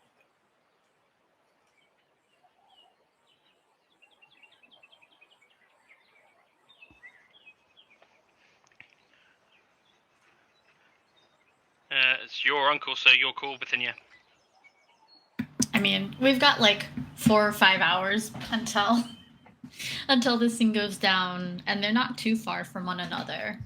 Oh yeah, no, the so it depends. You're talking about if you're talking about the Perisofia and the office, then yes, they're basically in the same complex. It's the Parthenon, the Agora, the Acropolis, where all political things are handled.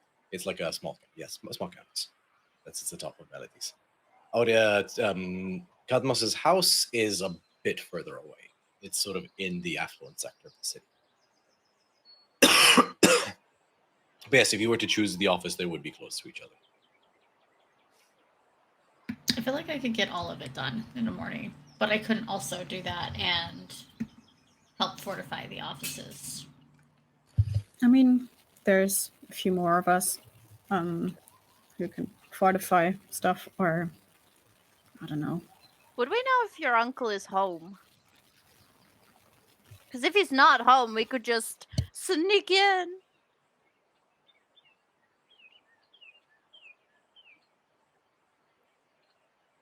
I could scry on him. You would know that it's 8 in the morning, so he's probably home right now. But just like you, someone in his position has a pretty early start, especially like on a day like today. I can scry on him. Maybe he's doing his villain monologue, He's like feeling himself in the morning, like in front of the mirror. He's like, yeah, I did some bad things, He's Just picturing that scene from Back to the Future 3 was like, you talking to me, Tannen? See, it could happen if I scry on him at the right moment. We could catch a very good villain monologue. Sounds like a good plan. Okay. I'm gonna start preparing scrying. Okay.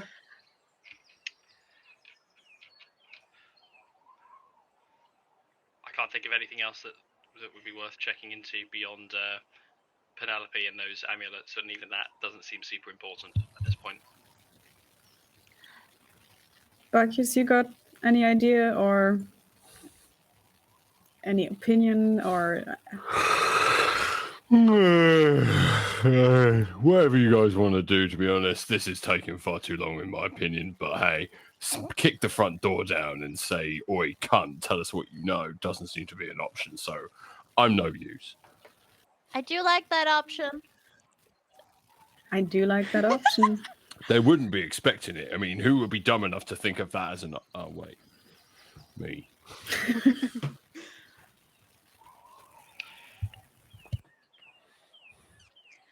Zinnia, do you have something that is your uncle's? This is me prepping. She's going to think. His disdain. I was gonna say. I have his pride. His, His what? his I have pride. his pride from the toasting accident. That was- I don't think. Yeah. Probably not on you, Yeah. but there would. I would assume there would be something at the at your little flat, your little studio apartment. Even if also, does that to belong to the individual, or is it just something they touched? Let me freak me. A possession or garment, body part, lock of hair, bit of nail, or the like. As I say, you might have had like a quill, like he gifted you out of formality on a birthday or something like that, but that's not technically his possession. Okay, well, I'll just do it with the things that I have.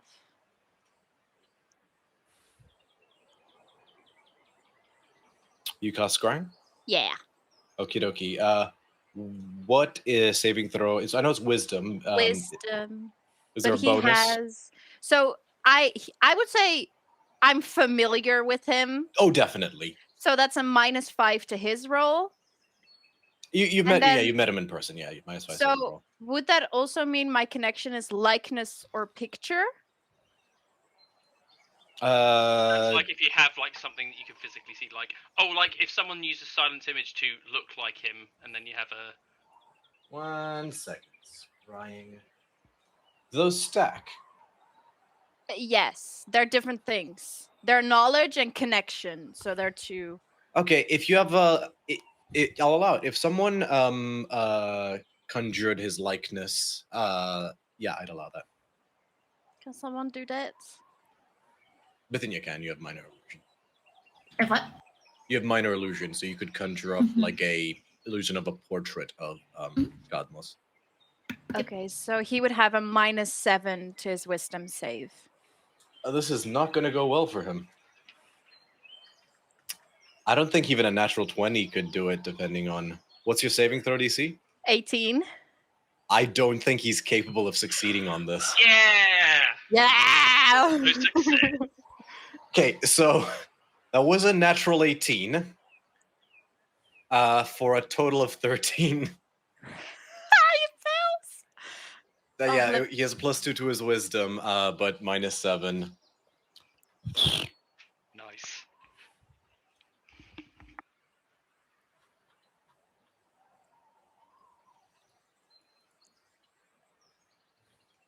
Villain monologue. Villain monologue. Is You he can see and on hear the through the sensors cat? if you were there. Is he on the... So It's just taking his morning poop. you. Oh my god, that's the last time I eat souvlakia. No. plot twist, please, and the long drop. That's my long drop. Doesn't it feel like that's a Rick and Morty episode? Yeah, it's literally a Rick and Morty episode, and I understand exactly where Rick's coming from. I will cut a bitch if they use my long drop. So you basically take a moment to concentrate and meditate. And you feel an invisible, like a presence, like a big strong arm, link arms with you. Let's go for a stroll. You feel as if you're running with your eyes closed, and just a wind passes by. Like, until all of a sudden, you come to a stop. And you open your eyes. You look, and you see Cadmus sat at the table of his house. He's got bags under his eyes. Doesn't look like he's slept a whole lot. He looks a bit frantic. Let me just see if there's a sensor here there. Within 10 feet, yeah. He's just casually thumbing some like breakfast yogurt and honey, but he's just, and he seems to be engaged in a heated conversation. Ooh, can I see? Can I try and look and see if I can see the other person? Make a perception check. With advantage, he's not that far. Perception, okay.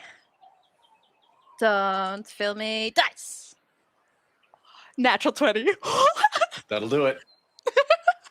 You see the unmistakable visage. Or not visage, because his back is turned to you. But you saw enough of him at the party. Archmage Methodios stands at the other end of the table with his arms crossed, and the two appear to be engaged in a heated discussion. Oh wait, you can hear him, sensor, right? Yeah.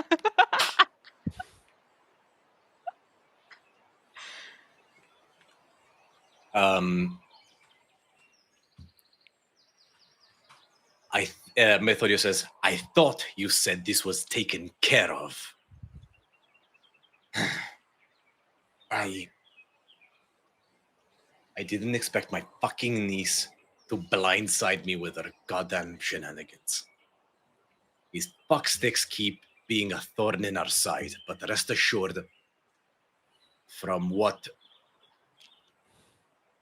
sorry, this is the DM trying to find the right word. I'm also saying this out loud, so everyone's hearing me say this out loud in the room, so everyone hears this. From what our spy tells us, nothing further was found in the rubble. Be that as it may, they know something is amiss. They're going to start asking questions. Now, you know as well as I do how important it is for things not to go awry. Remember, Cadmus, your life depends on it, not mine. Spicy. Sorry. Cadmus audibly gulps.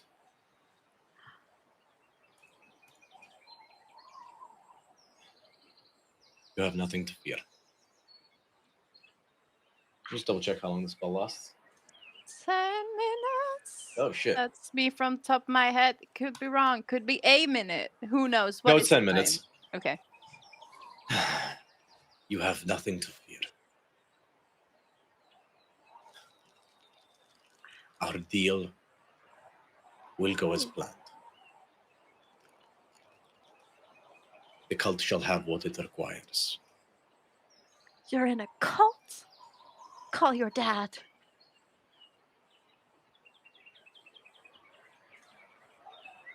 Hmm.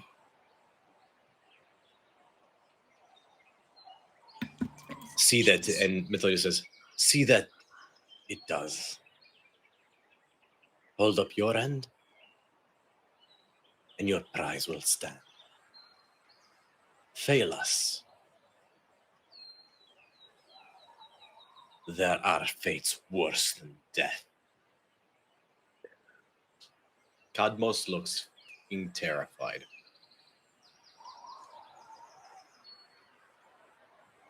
I'm just gonna check one quick thing. Not again. Close it down! Close it down! Alt F4, quick! Alt F4, come on! No! I will die again this session. No. No! I will get the evidence.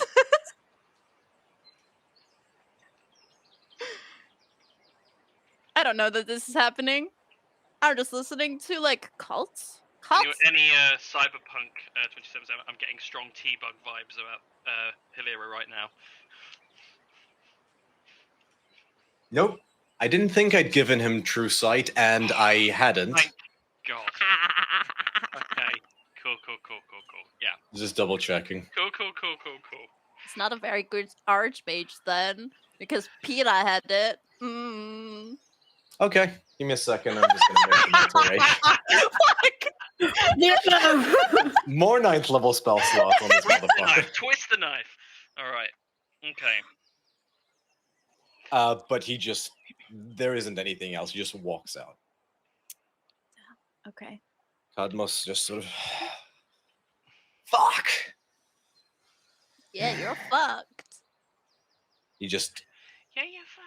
All right. he literally just pushes away his yogurt, gets up, and leaves. I hope you're lactose intolerant. He gets up. For the love of God, Montressor. And he just, no, I'm kidding. That doesn't happen. But yeah, as he leaves the space, I don't know if it, like, so it would either, the spell would either end or you would just be staring at a table. Well, I would follow him because the spell is on him. Does that work that way?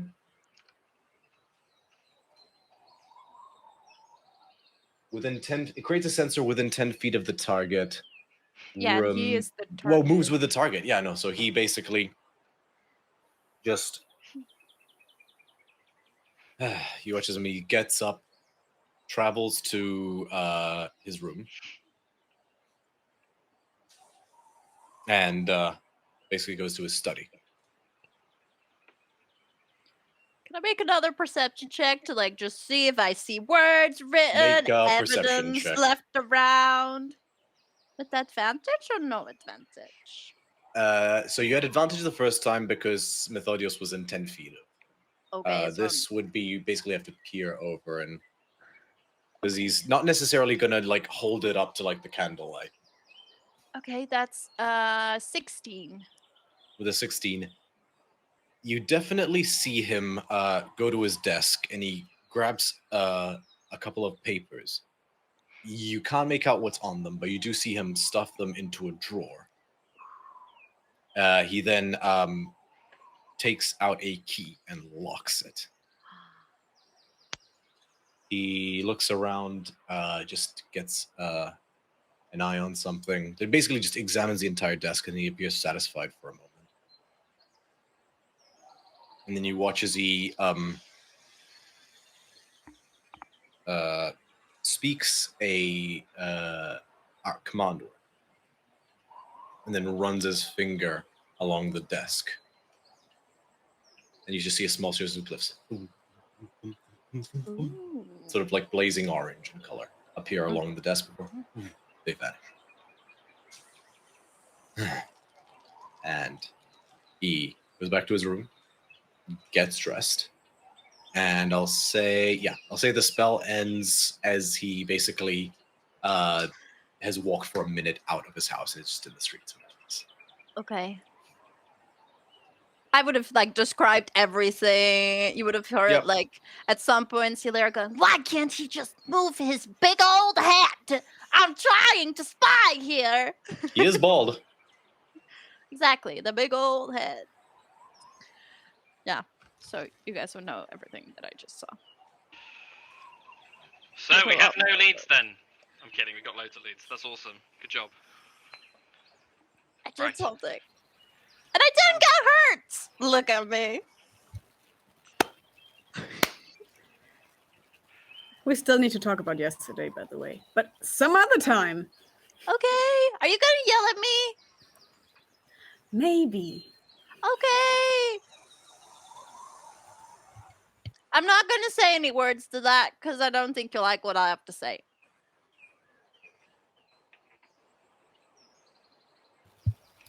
Anyway, plan for now. Okay. For context, I always imagined the actor Patrick Fischler to be what Cadmus looks like, but like balding. His surname is Fischler.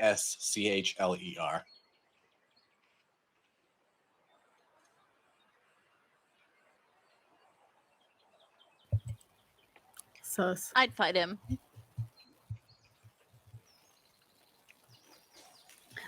Okay. So that desk really suspicious. Important. There's a key and then there's magic. So Mhm. there's important stuff in there or spicy stuff. Maybe column A, column B. That would be even more fun. We're just like pulling out the evidence going, Exhibit A! He did the murder! Exhibit B! Dirty picture.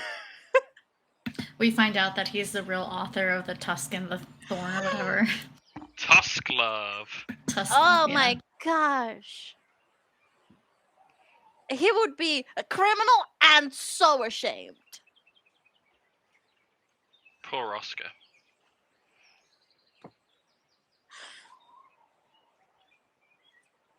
So what are you guys doing? Just memeing apparently, and loving it. Well, it's happening. We heard that. We should probably tell Mopadir. You should probably tell Mopadir what you've heard. Oh, but there's a spy, and it could be one of the people Maybe we should that works alongside. keep it to ourselves. for Well, now. There's if there is one, who this spy would be has to be one of either Mopadir or one of the people that she came with. So. Mhm.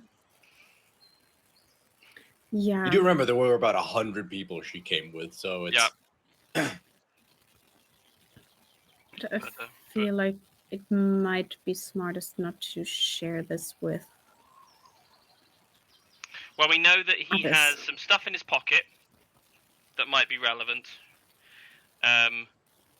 That he has some stuff in a desk that might be important, but I mean that's not like news. He said so. There is a cult. What were the things? What did he say? What was he? So there's a cult that are threatening. They have a deal. Yeah, he's got a deal, and he's basically being coerced. So it's in his interest to come clean, kind of thing. Look, we'll look what we can, but I don't know how invested he is on the side he's currently on, but might be able to persuade him, going, no, we know what's going on. Let us help you. Though he seemed that I don't know if that's possible or not. We could also send the strong people because he's afraid of death. So we can just be like, if you don't tell us the truth, there are fates worse than death. Exhibit A, Amalia. Exhibit B, Bacchios. Exhibit C, my girlfriend. Yeah. Oh, yeah. True. Yes. But All 5 feet of her. She's small but mighty. Not wrong at this point. Yeah. I mean, we can't exactly accost him in the street, or can we? No, probably. I mean, I did prepare Zone of Truth for today. Me too. Thought We that could might double come zone in. the truth in. So there's no way he could be lying. If only there were monks. And I don't know if it would make sense or be smart to investigate Metodios as well. Because he's already quite hostile to us. So I think if we were to approach him, that would be bad. And also I don't think we would be let into his He's quarters or anywhere near there. Yeah.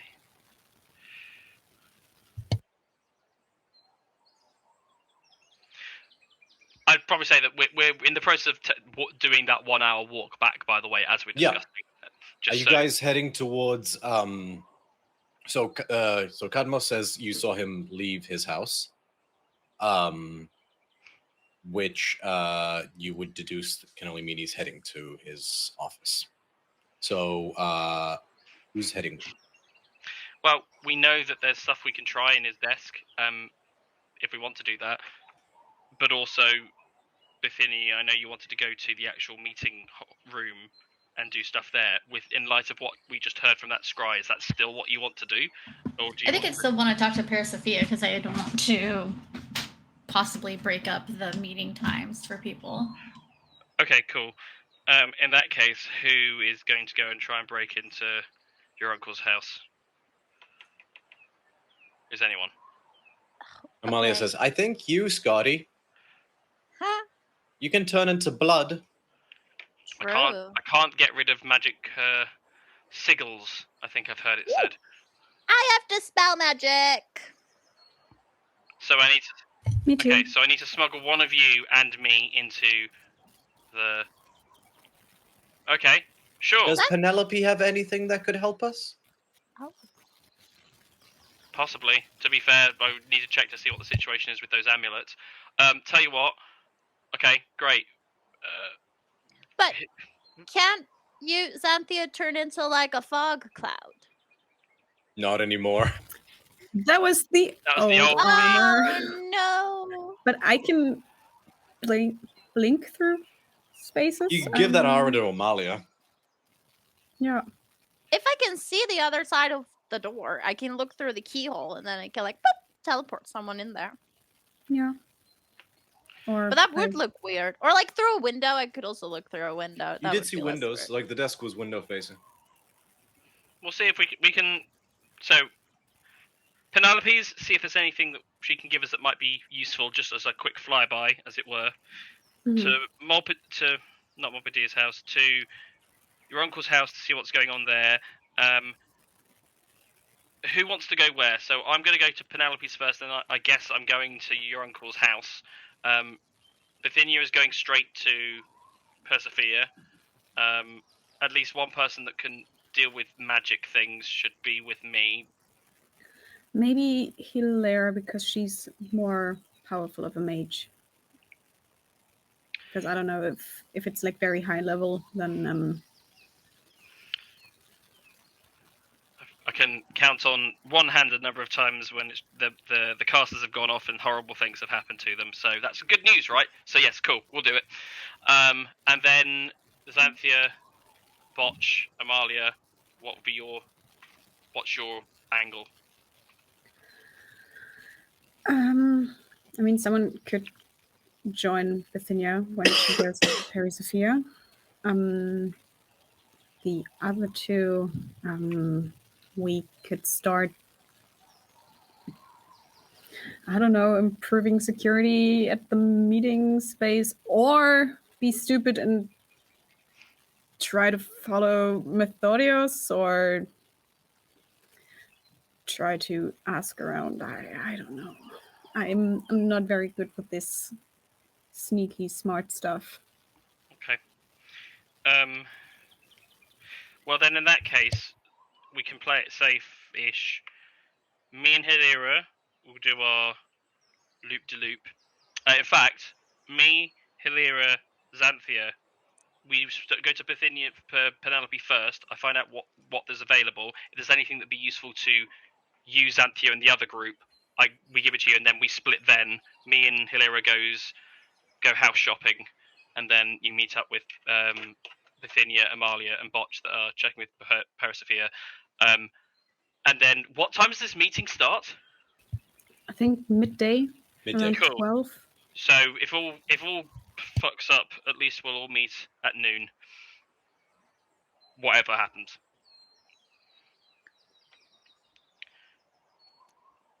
Okay. We have a plan. Ish. We have the concepts of a plan. That's a good start. Very well.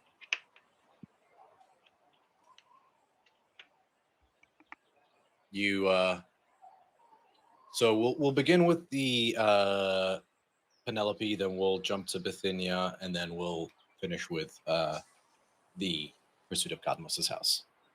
You branch off in your separate ways, but then you flies off on plummet. About half an hour's walk, you find yourself in front of Sorcerer's Summoners. I shall let us in. Yeah, easy enough to do. 1 second, let me pull up the...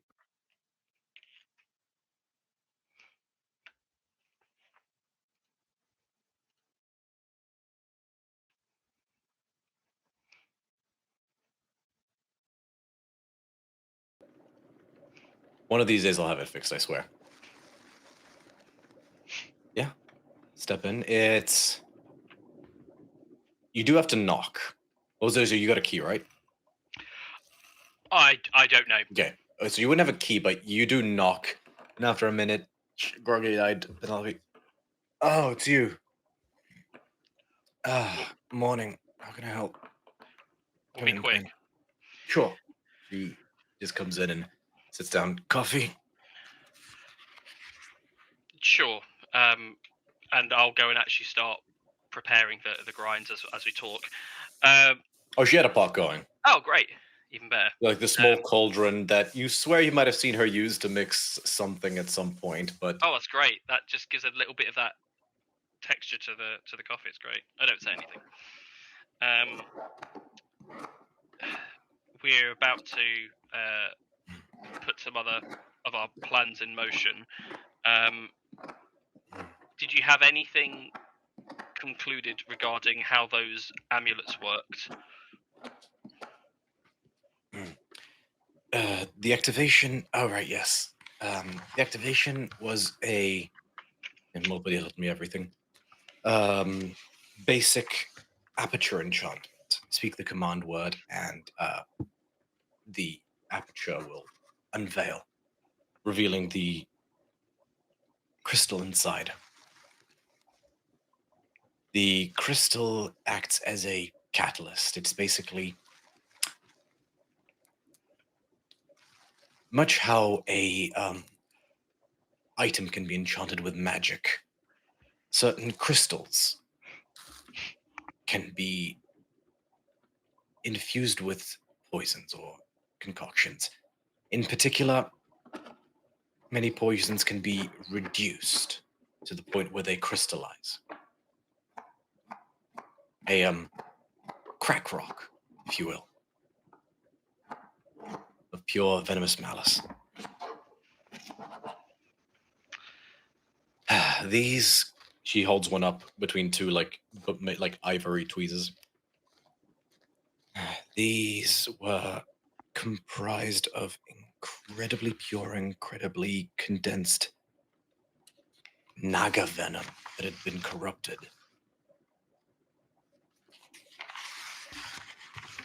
Can't think of a naga that would part willingly with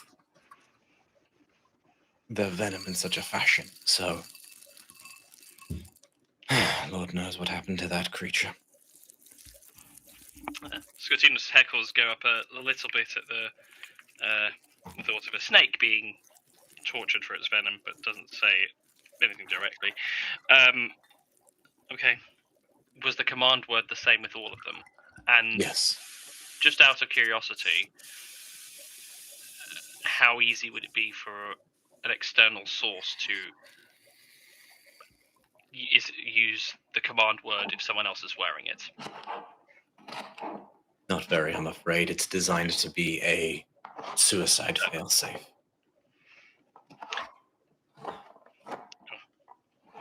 They could, however, be dispelled before they were activated, and whilst it could be still possible to pry it open, it would be much harder for someone to expire themselves. No longer as simple as speaking the word. What about if someone was wearing one of these and we wanted to activate it for them?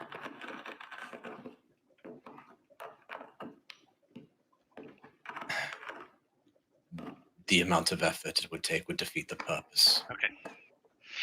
All right. Good to know. Sorry. It's fine. I wasn't intending to, but if I was to pretend that I was intending to, with someone that might have potentially been wearing one and not letting us know at the time to try and double bluff someone, but it's fine. Okay. I am perplexed by the symbol itself. I don't recognize it. Bithynia said it seemed slightly familiar. I mean, Brain like hers, I can imagine so. It had something almost serpentine in its design, but I don't see it. I can't see her in it in any way. There are many serpents. You're right. There are many serpentine entities and creatures in Theros. It is a common animal in this land. What I find interesting is that it is only the tails.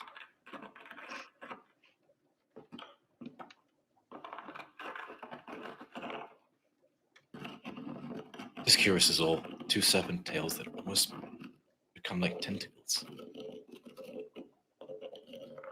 I would expect to maybe see the head, and you think about it now, like Helida, even your Akroan armor has some serpentine filigree in some places. It's not an uncommon animal to use as part of decor. Every one of it's a whole snake. This is just the tails. It's not like you've never seen something like that before, but it, like, as when Penelope points that out, is like a, huh.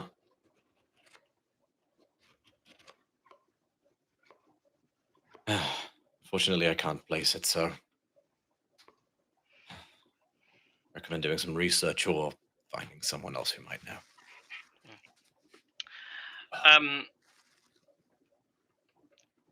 We might be going house hunting, as it were. It is too early in the morning for beating around the bush. What do you need? Purely in the sense of house hunting, as in like. Yeah. Okay, we're trying to get in. We're trying to get into a noble's home that we know is involved in this. They have a magical enchantment block on their desk, which we might be able to deal with anyway. But just getting in the first place, unseen. Have you got anything? I'm gonna ask a volunteer to roll percentile dice. Bela, you haven't rolled today, right? Oh, no, you have. No. All right. Okay. Okay. What's the worst it could be? Let's go. That's 94. 94. In this scenario, high was good.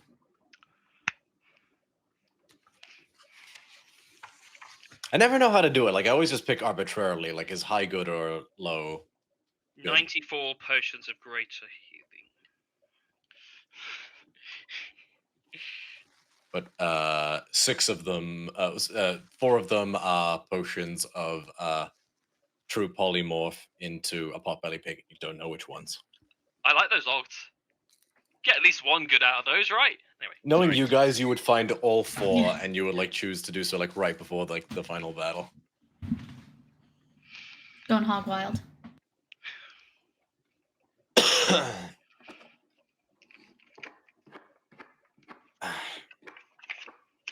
I have something that will help and something that could help.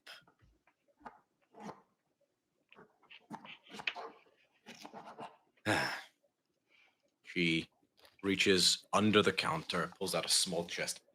Personal stash, but it's for a good cause. She opens up the small vial. You see a series of small vials. She pulls out one very ornate sort of bottle that almost looks like a wisp of smoke in the way it's sort of bulbously, sort of the glass is blown. It looks empty. As she passes it over, it does feel like there's liquid in it.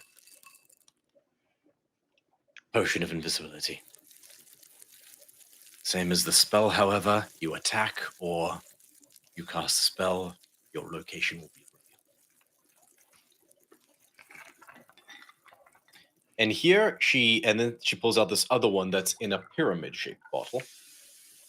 It appears to be a red liquid. However, as she sets it down, you watch as the red, almost like you ever drop like a drop of paint into clear water and you see it suffuse out. You almost see like the reverse of that. All the color seems to into a small bead, and then it sort of like suffuses and then it turns to a red liquid. Like over the course of 10 seconds, it goes through its cycle, and then it just continues.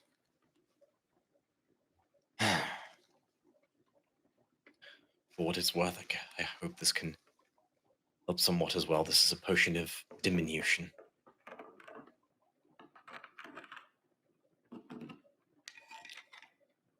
It will replicate the effects of the enlarge/reduce spell.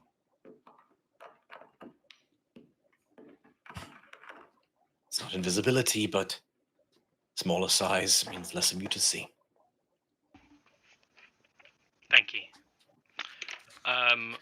I'll put it on your tab.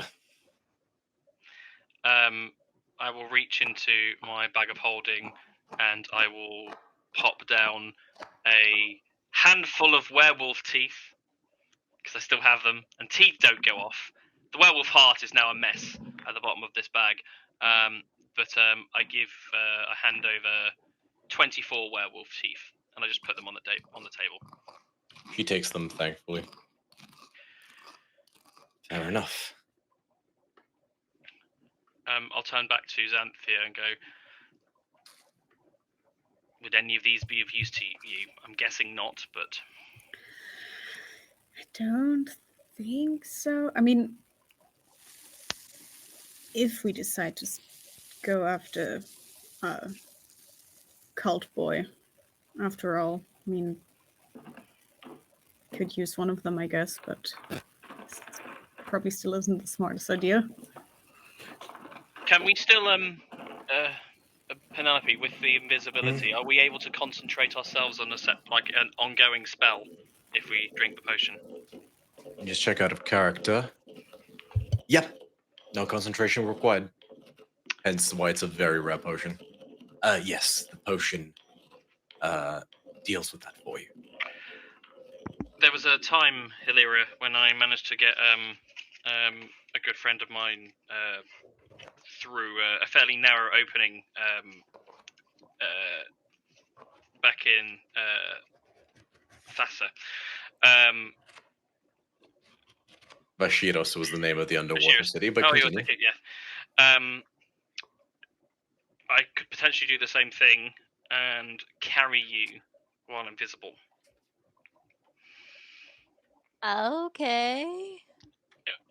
It's you know what I do when I kind of turn into a puddle of blood, and it doesn't have to just be me. We could both be puddles of blood. Well, can both? No, I think it's just. But one of us could, while I don't believe gaseous form has any upcasting. No, it doesn't. One of us could, say you, Okay. in a vase or some kind of container, while I'm invisible, and therefore everything I'm carrying is invisible.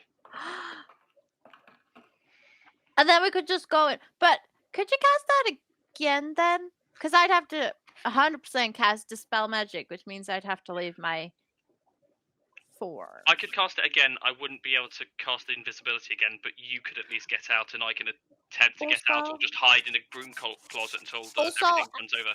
I run really fast. So maybe I can just run out and no one will know. They'll be like, oh, that was a gust of wind. No one will know. I don't even think that's a joke. I think that's genuinely a plausible plan.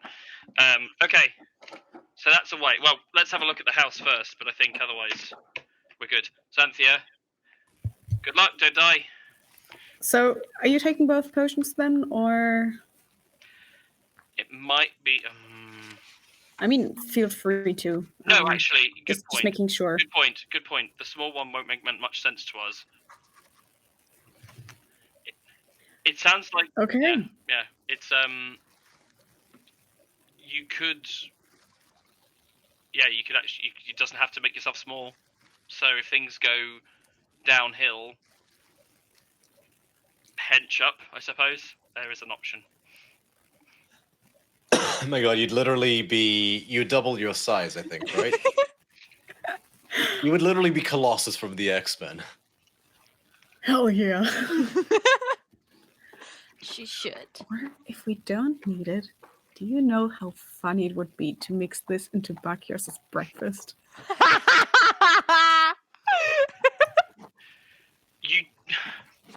The problem is, I don't think he is the sort of person to have a small ego. I feel that he would only come out larger. You could try it. I don't know. Maybe we'll get some insight onto the inner emotional state of Bacchus. But I think he'd probably just come up bigger and break the table. Fair enough. But yeah, I'll take this one then, and yeah, I'll see you later. Okay, don't die, please. Okay. You go your separate ways. I give her a kiss on the cheek before we go. And then I give her a mote of velocity as I do.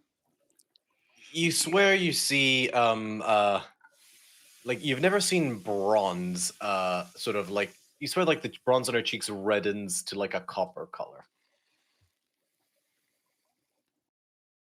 Don't die! And you go your separate ways.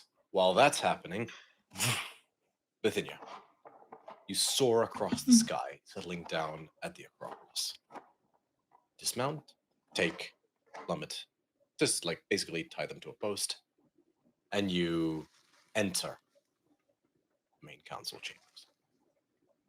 It's easy enough to walk through the place. And after making your presence known, about 10 minutes later or so, you are able to be escorted to see Petty Sophia. The centaur woman is in an office of her own. She has a basically like mat, like a leather mat that she has her horse body she can sit on, and then that brings her level with the desk, and she's in the process of writing something. Bithynia, it's good to see you. I got caught up by Molpadia. I hope you know what you're doing, dear. Likewise. I think I've got some faculties about me still, given the long night, but it's worth a shot.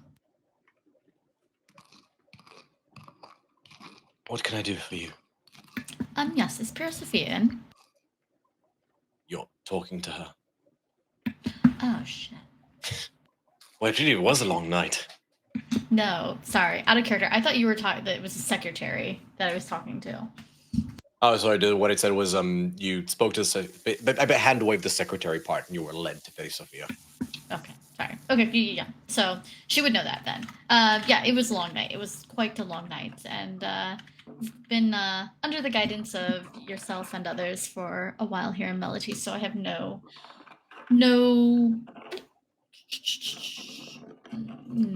hesitation that I could handle myself in a conversation. However, there seems to be trouble that's afoot internally. Clearly.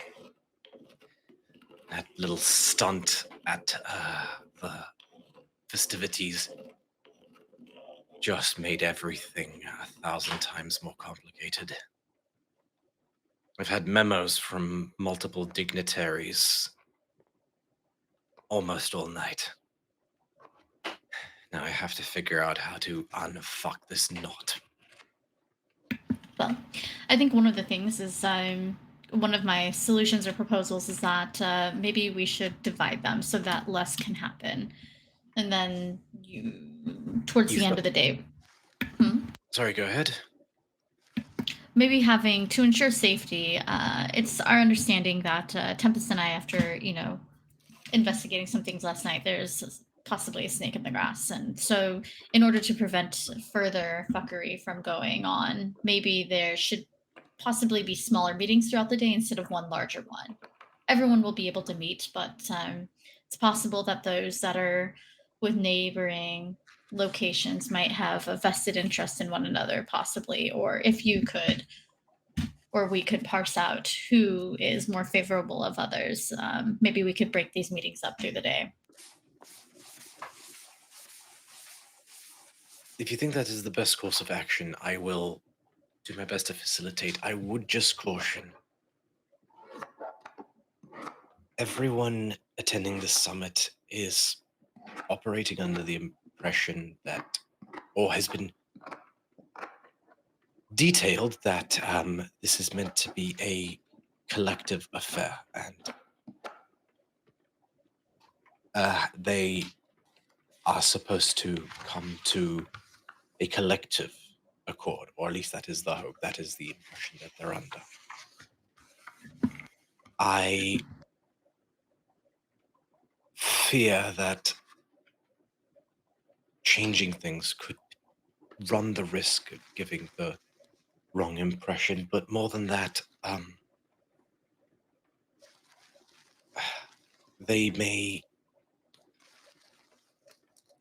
it could possibly create the impression that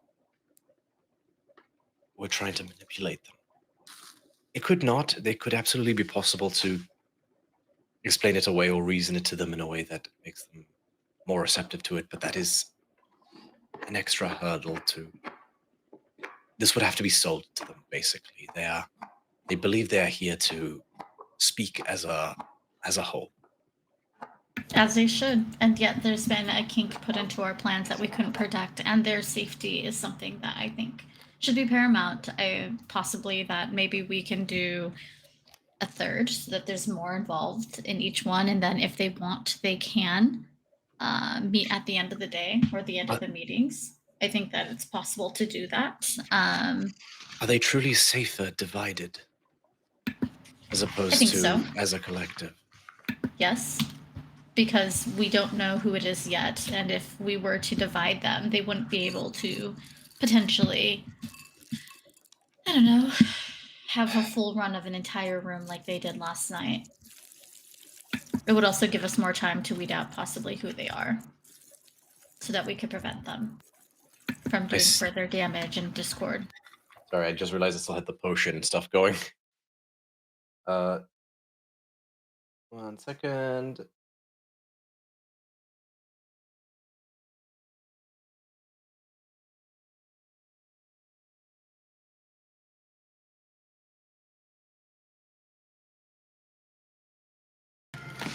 Yeah, sorry. I do see your point, Bithynia. I trust your instincts. If you think that is the best course of action, I'm with you. In your mind, would these smaller meetings occur simultaneously or staggered? Most of them will be expecting to deal with the Council of Melodies directly. May be harder to sell to them the notion of, even if we could divide the council, but would you have the council divided and treat with these small groups in separate batches, or would you have the small groups one after the other treat with the council as a whole? I feel like staggered would be fine with the option of meeting with everyone at the end. I would agree with that course of action. I think they will be expecting to treat with the entire council. If certain states get to treat with myself and others are relegated to Master of Agriculture, no disrespect to our esteemed colleague, but we don't want them thinking we're picking favorites. They could very well just pick their time that they want to meet.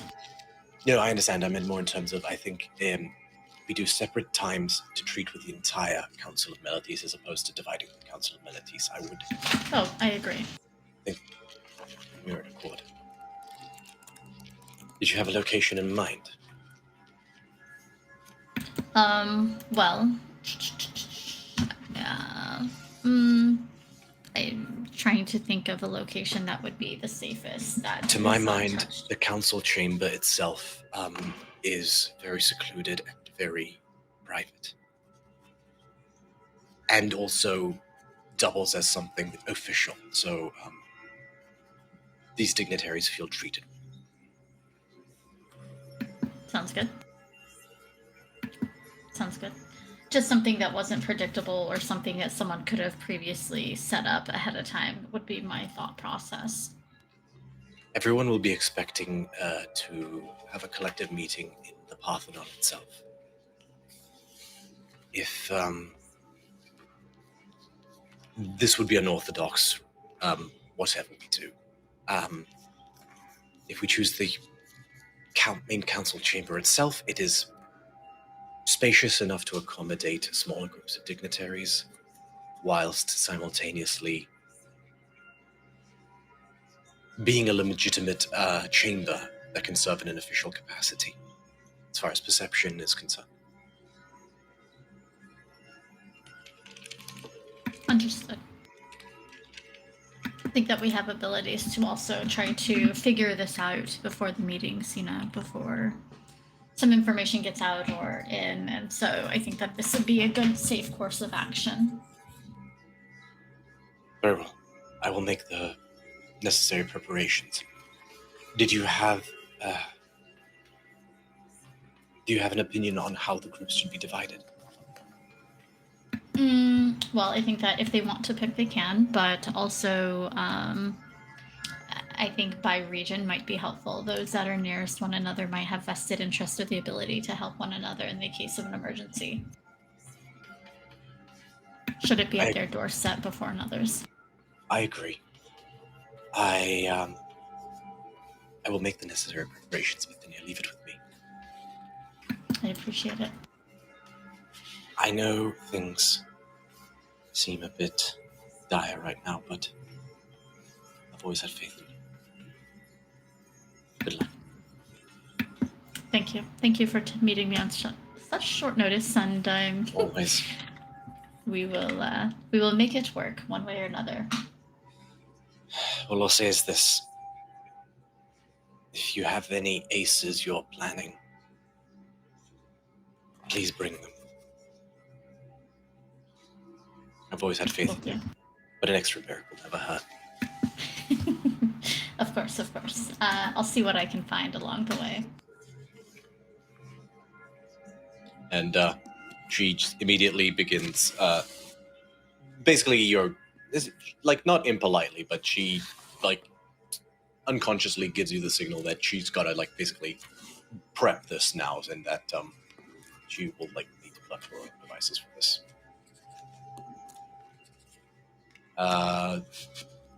And at that point, we are going to circle back to Illyra and Scotinos.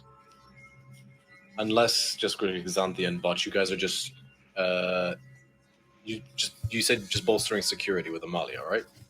Basically. Okay. Can I get both of you to roll intelligence checks with advantage? It is the thing that don't actually, or wisdom, your choice. Which two? Bacchus and Xanthia, or Bacchus Hilera and and Xanthia. Okay. Because this is basically you bolstering security as best as you can. Okay. Sorry, intelligence or wisdom, your choice. Wisdom. Can't hear you, Ali. Can't hear you. Natural 20. Natural 20!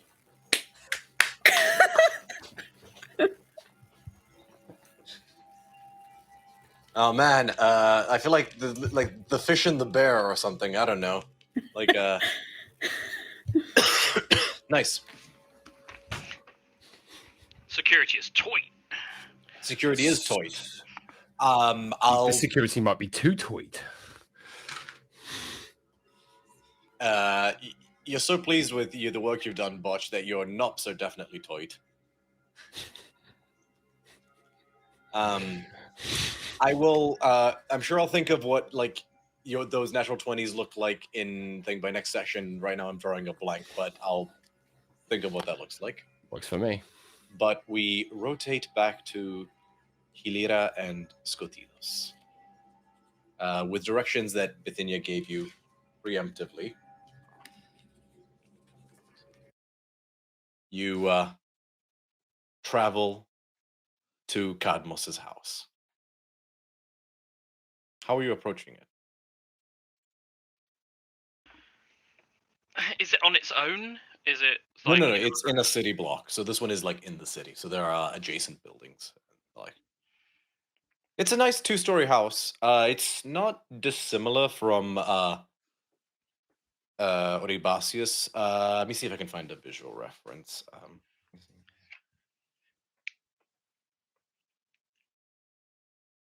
think we kind of just need to scout out what the entry points look like. Do we just want to link arms and like pretend we're like ha ha ha on a date, ha ha ha, so charming, and then just walk by and like scan for a second, and then after a second we get into a fight. Like when we get near the door, we get into a fight, and I storm off, and then you're just kind of left there like, what did I do wrong? And then you can scan it again, and I'm mad and running away, and then you eventually follow me, and then I don't know. Okay, so this is Assassin's Creed Odyssey concept art, or like just modeling, but it is a good reference, ancient Greece and all that. I'll pop up the visual. That's kind of the house you're dealing with. Oh. And Oribasius' house was similar, like not the same architecture, but it's made of nicer limestone as opposed to regular stone, so there's also like a marble-like quality to it. Then better building materials, bigger house. To be fair, this is like you're in basically the Beverly Hills of Melites. Like this is like where the nice houses are. Okay. How tight is security? How close do you get? Okay, for question. Do you simply just stroll down the street? I think initially, yes. Okay. That's probably the... How close do you get before you change it up? I mean, could we... I'll remind you, one of you in particular stands out very much, in general. It's you. Huh? Oh, fuck. Of course it's me. Then maybe you should go and have a quiet nosy. Okay. I have an idea. I start walking towards the house. Mm-hmm. Let me think.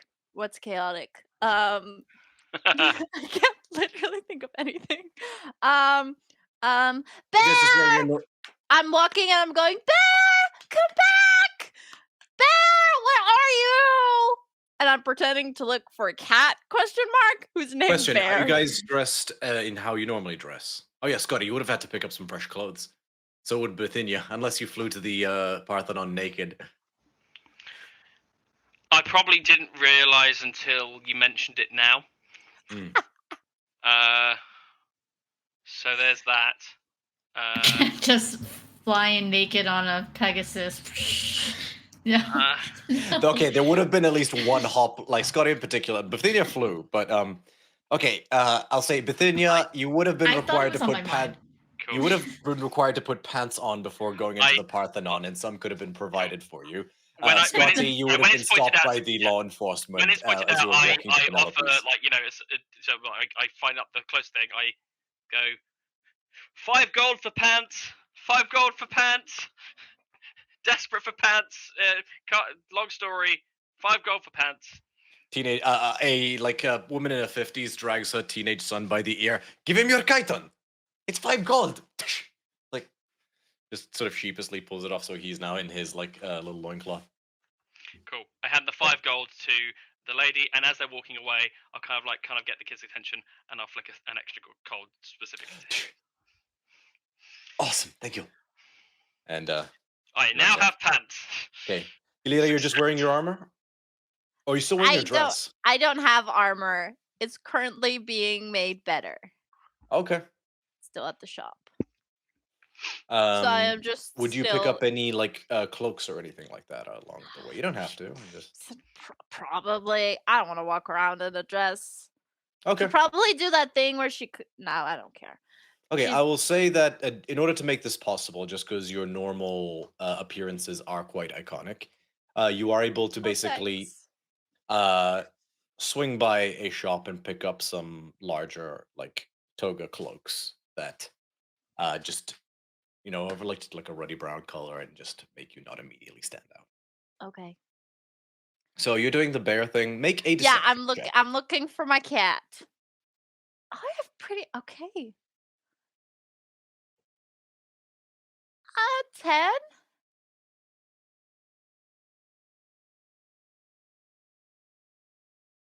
Can't hear you. What do you do next? I just keep going. I'm pretending to look for my cat, and I'm just Okay, gonna make a maybe perception walk check. a little bit too close to the house just to kind of see if okay, perception check.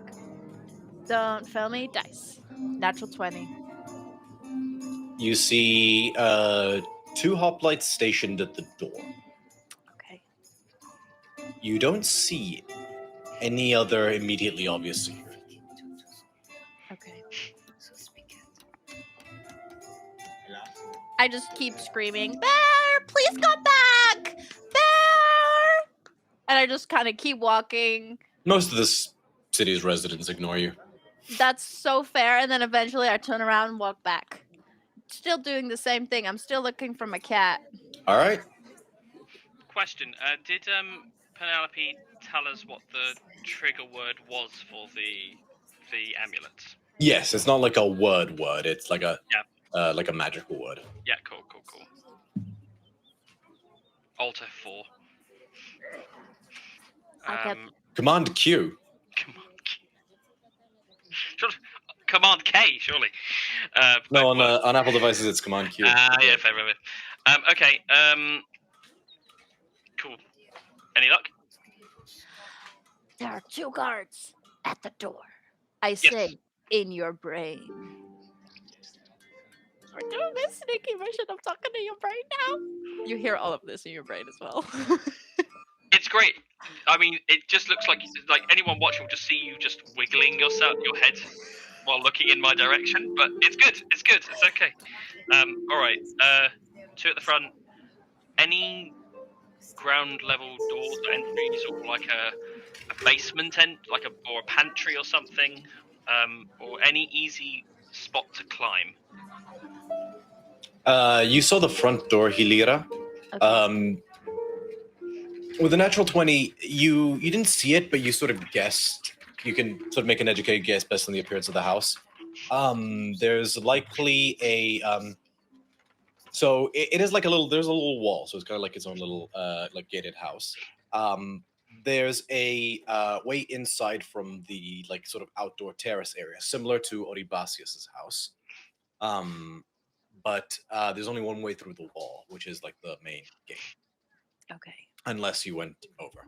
Okay. But you do see that there are adjacent buildings. Okay. Actually, something with a natural 20, because it did occur to me. I'm gonna let you make an insight check. Insight check. What is my insight like? Oh, that's pretty good. I got a +10 on my insight. Another natural 20. I'm not kidding. I don't know what's going on. That's a 30. That's 5 total this session, I think, when numbers are not too So badly. that's good, because the DC on this was 25. Ooh! There's another nobleman in the neighboring house, out on his balcony. At a glance, you simply thought he was like he had a series of he had a port, he looked like he was painting something. He had some paint pots out. It's like nobles like to fancy themselves artists in their spare time, nothing unusual, plucking from a food bowl of grapes. But the striations he's making just seem a little random and lazy.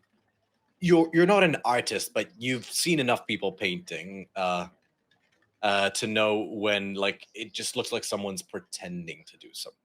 Mm-hmm. And he does keep just a side eye at the house.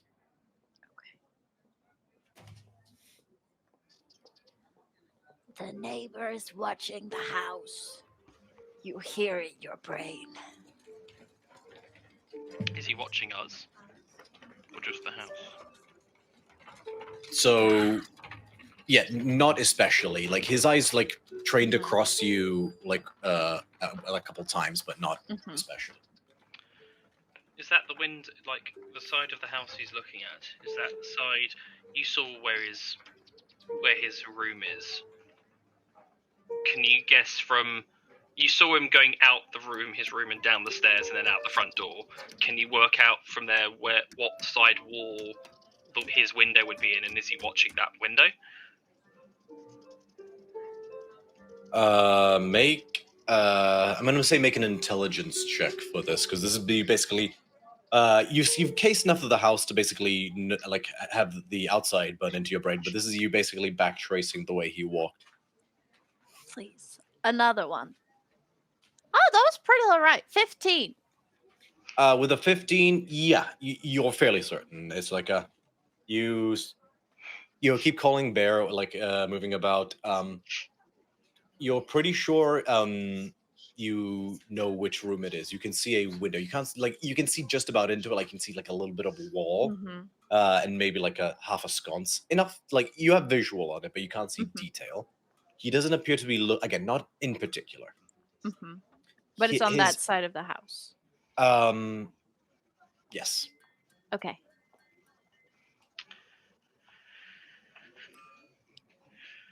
Right. Yeah. So, options I can see so far. I mean, stop me if this doesn't sound like a good idea. And I mean, I'd probably stop myself straight away because, as I'm saying, this doesn't sound like a great idea. Mhm. I give you the potion of invisibility. Okay. I already don't like that. I think you should take it. I think it might make sense for only one person to get into the house, and the other person outside be ready to cause a distraction if need be. Okay, yes, but how do I leave the house? Because I have to dispel the magic that is warded. Spell the magic, get what's in there, and then what spells do you what is your spell complement? You just said words. What? What spells can you cast? A lot. Speak with animals, comprehend languages. Oh, I should do that before we get in. Yeah, that lasts for an hour. That's probably smart. Detect thoughts, enhance ability, locate object, long strider, cure wounds. Are you permanently under the effects of Long Strider? Yeah. Because yeah. You cast it on other people. Yeah. Okay, forget I said. Speak with dead, speak with plants, which is fun. Do you think I could talk to paper? They're dead plants. I mean, could you combine both speak with dead and speak with plants? We're getting off topic. Okay, What? so what I'll say this, Hilira. Your Stone Speaker Crystal lets you do that unlimited anyway. Yeah.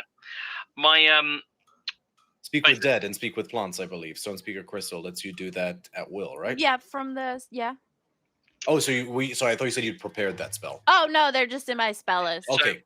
Yeah. So It's just my favorite spell, so I'm listing. I'm trying to work out if you have any spells that would allow you to get out.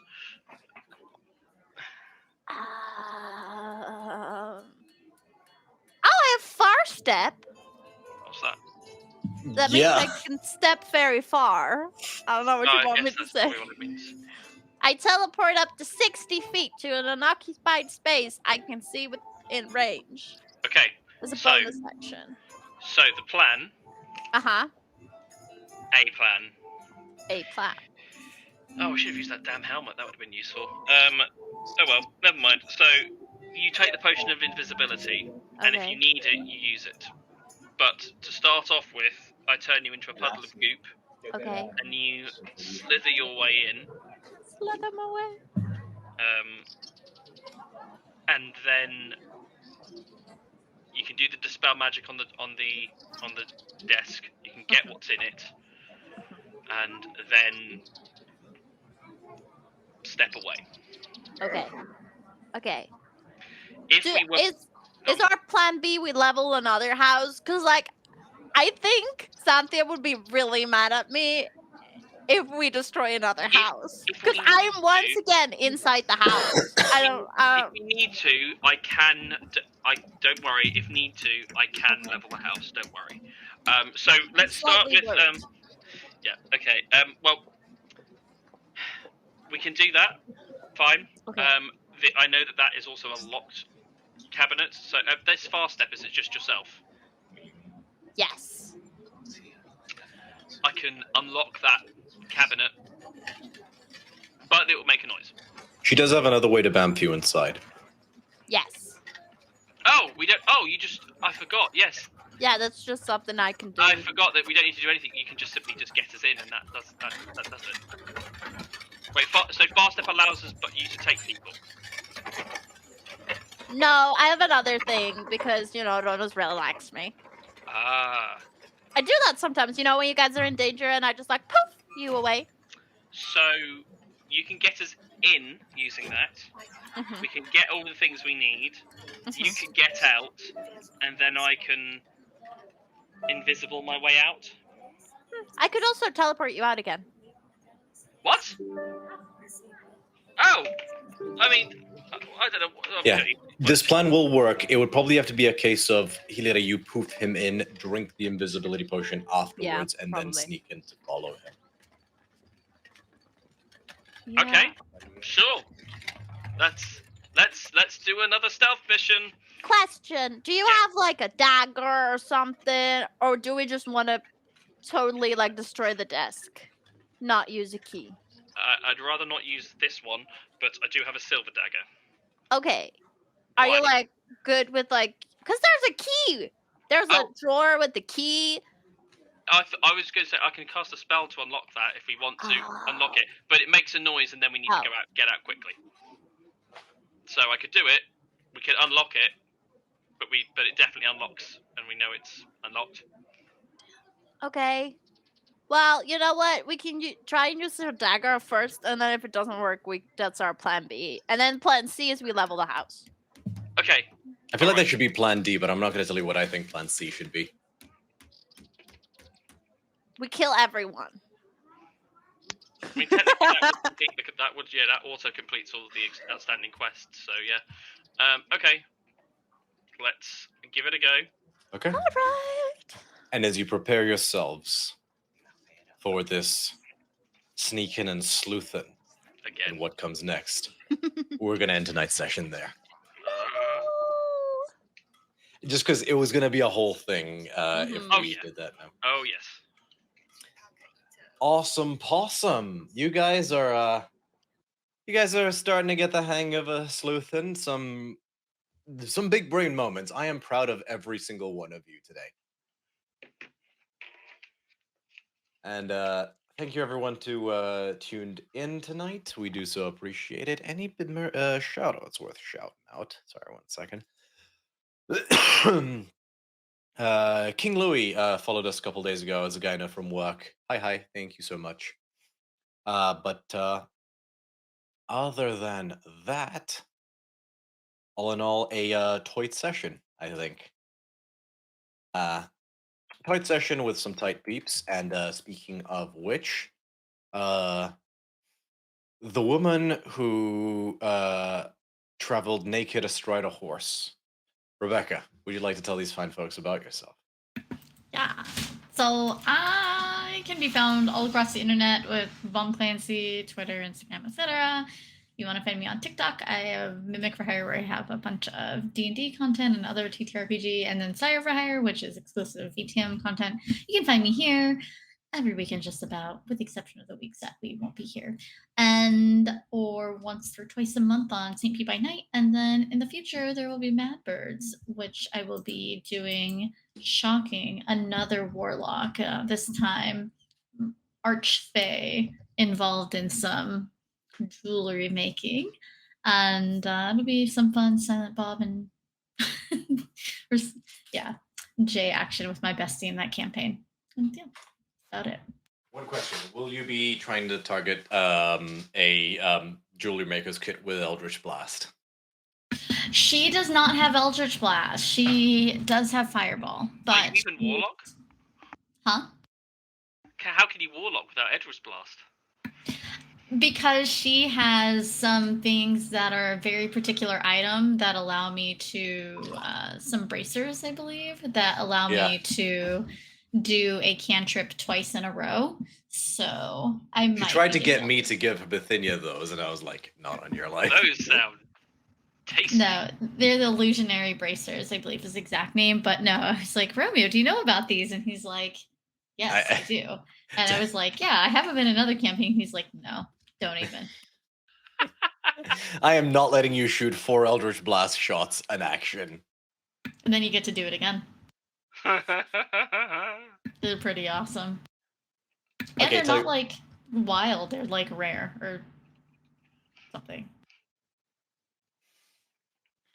It's fun times. Awesome possum. Allie, take it away.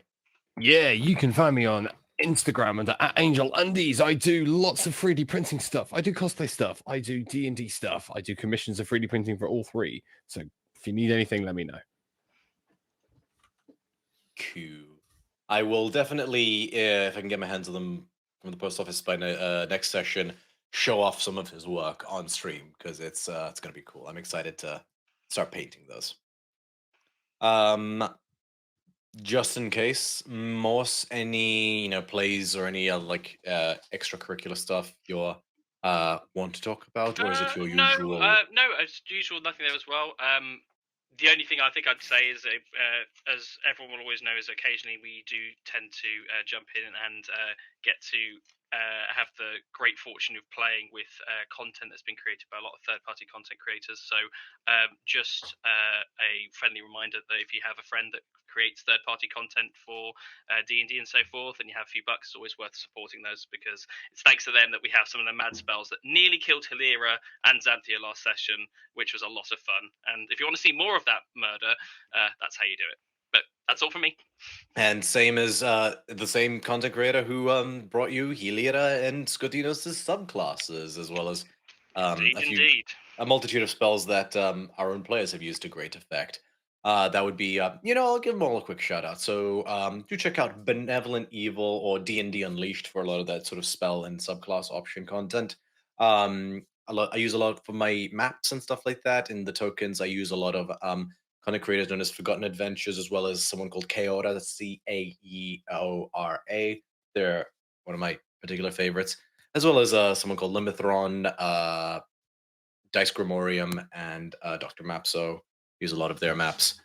And a lot of plot elements from adventures and things like that, and magic items I borrowed from LootTavern. They're a special friend, gracious enough to let us promote a streaming of their Wizards of the Toast, which is they wrote that. I just had the esteemed privilege of watching the 4 of you, the 5 of you actually, including the lovely Zoe, bring it to life. And speaking of, Tamara, would you like to tell these people about yourself? Hi, I'm on the internet somewhere. You can find me on Twitter and on TikTok. Words are hard at this hour. At the username mar_inated, and you can also find me on Instagram, where you can find me at itsmar_inated. Pew, pew, pew. And last but certainly not least, Virla. You have much to tell us about. Hi, I'm Virla. I play D&D sometimes. I play on Saturdays on Roll Positive Gaming, on the Strixhaven crew, playing Ash Elf with Amnesia. We just learned that her cousin is in a soul coin, ? Also, she might have cut off a succubus's wings. And then on Sundays, I'm here as Hilira.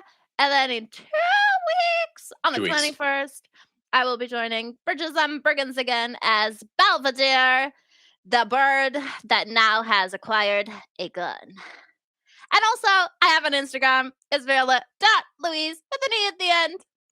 What kind of gun? I think she has a pistol.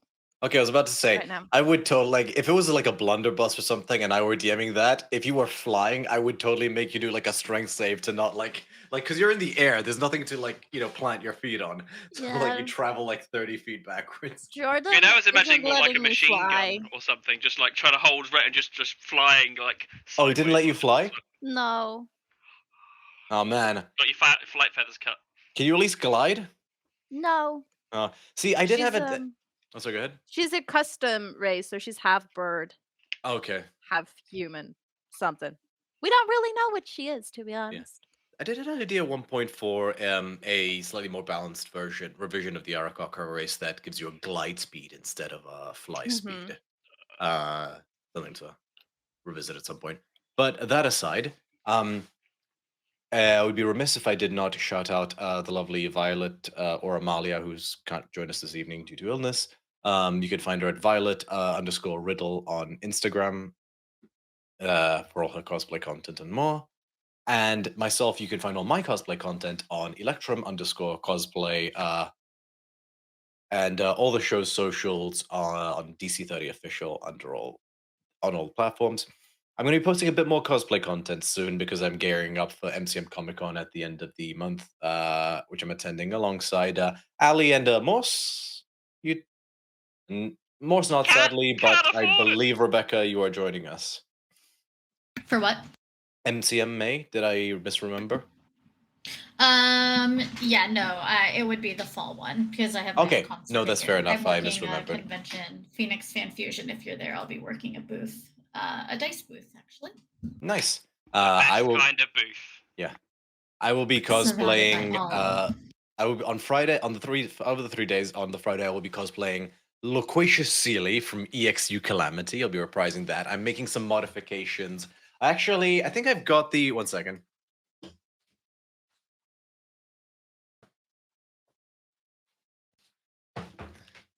So I'm making a new microphone wand for him this time, from scratch. And so I found on eBay a very nice lady who was selling a replica Professor McGonagall Harry Potter wand for not much. Very good quality. I will be sticking a sort of magic, like metallic, like microphone looking thing on the end of this, because McGonagall's one in particular is quite loquaciously whimsical and fey, I think. So yeah, I'm gonna be like sharing my process as I make all of that and more on my Instagram. But I do apologize, I got a bit sidetracked. And as always, if you like this kind of content and you want to see more of it, do join our Discord where I post all various resources, the tokens I kit bash, as well as the homebrew I create, tips and tricks on how to flavor your campaign for an ancient Greek setting. I'm going to be ramping up a lot more of that soon, and do also stay tuned and watching this space. I have grand plans to run a couple spin-off one-shots set in Theros with some new faces and maybe some old faces in the June period. And we have hopefully more very exciting guest spots sooner rather than later.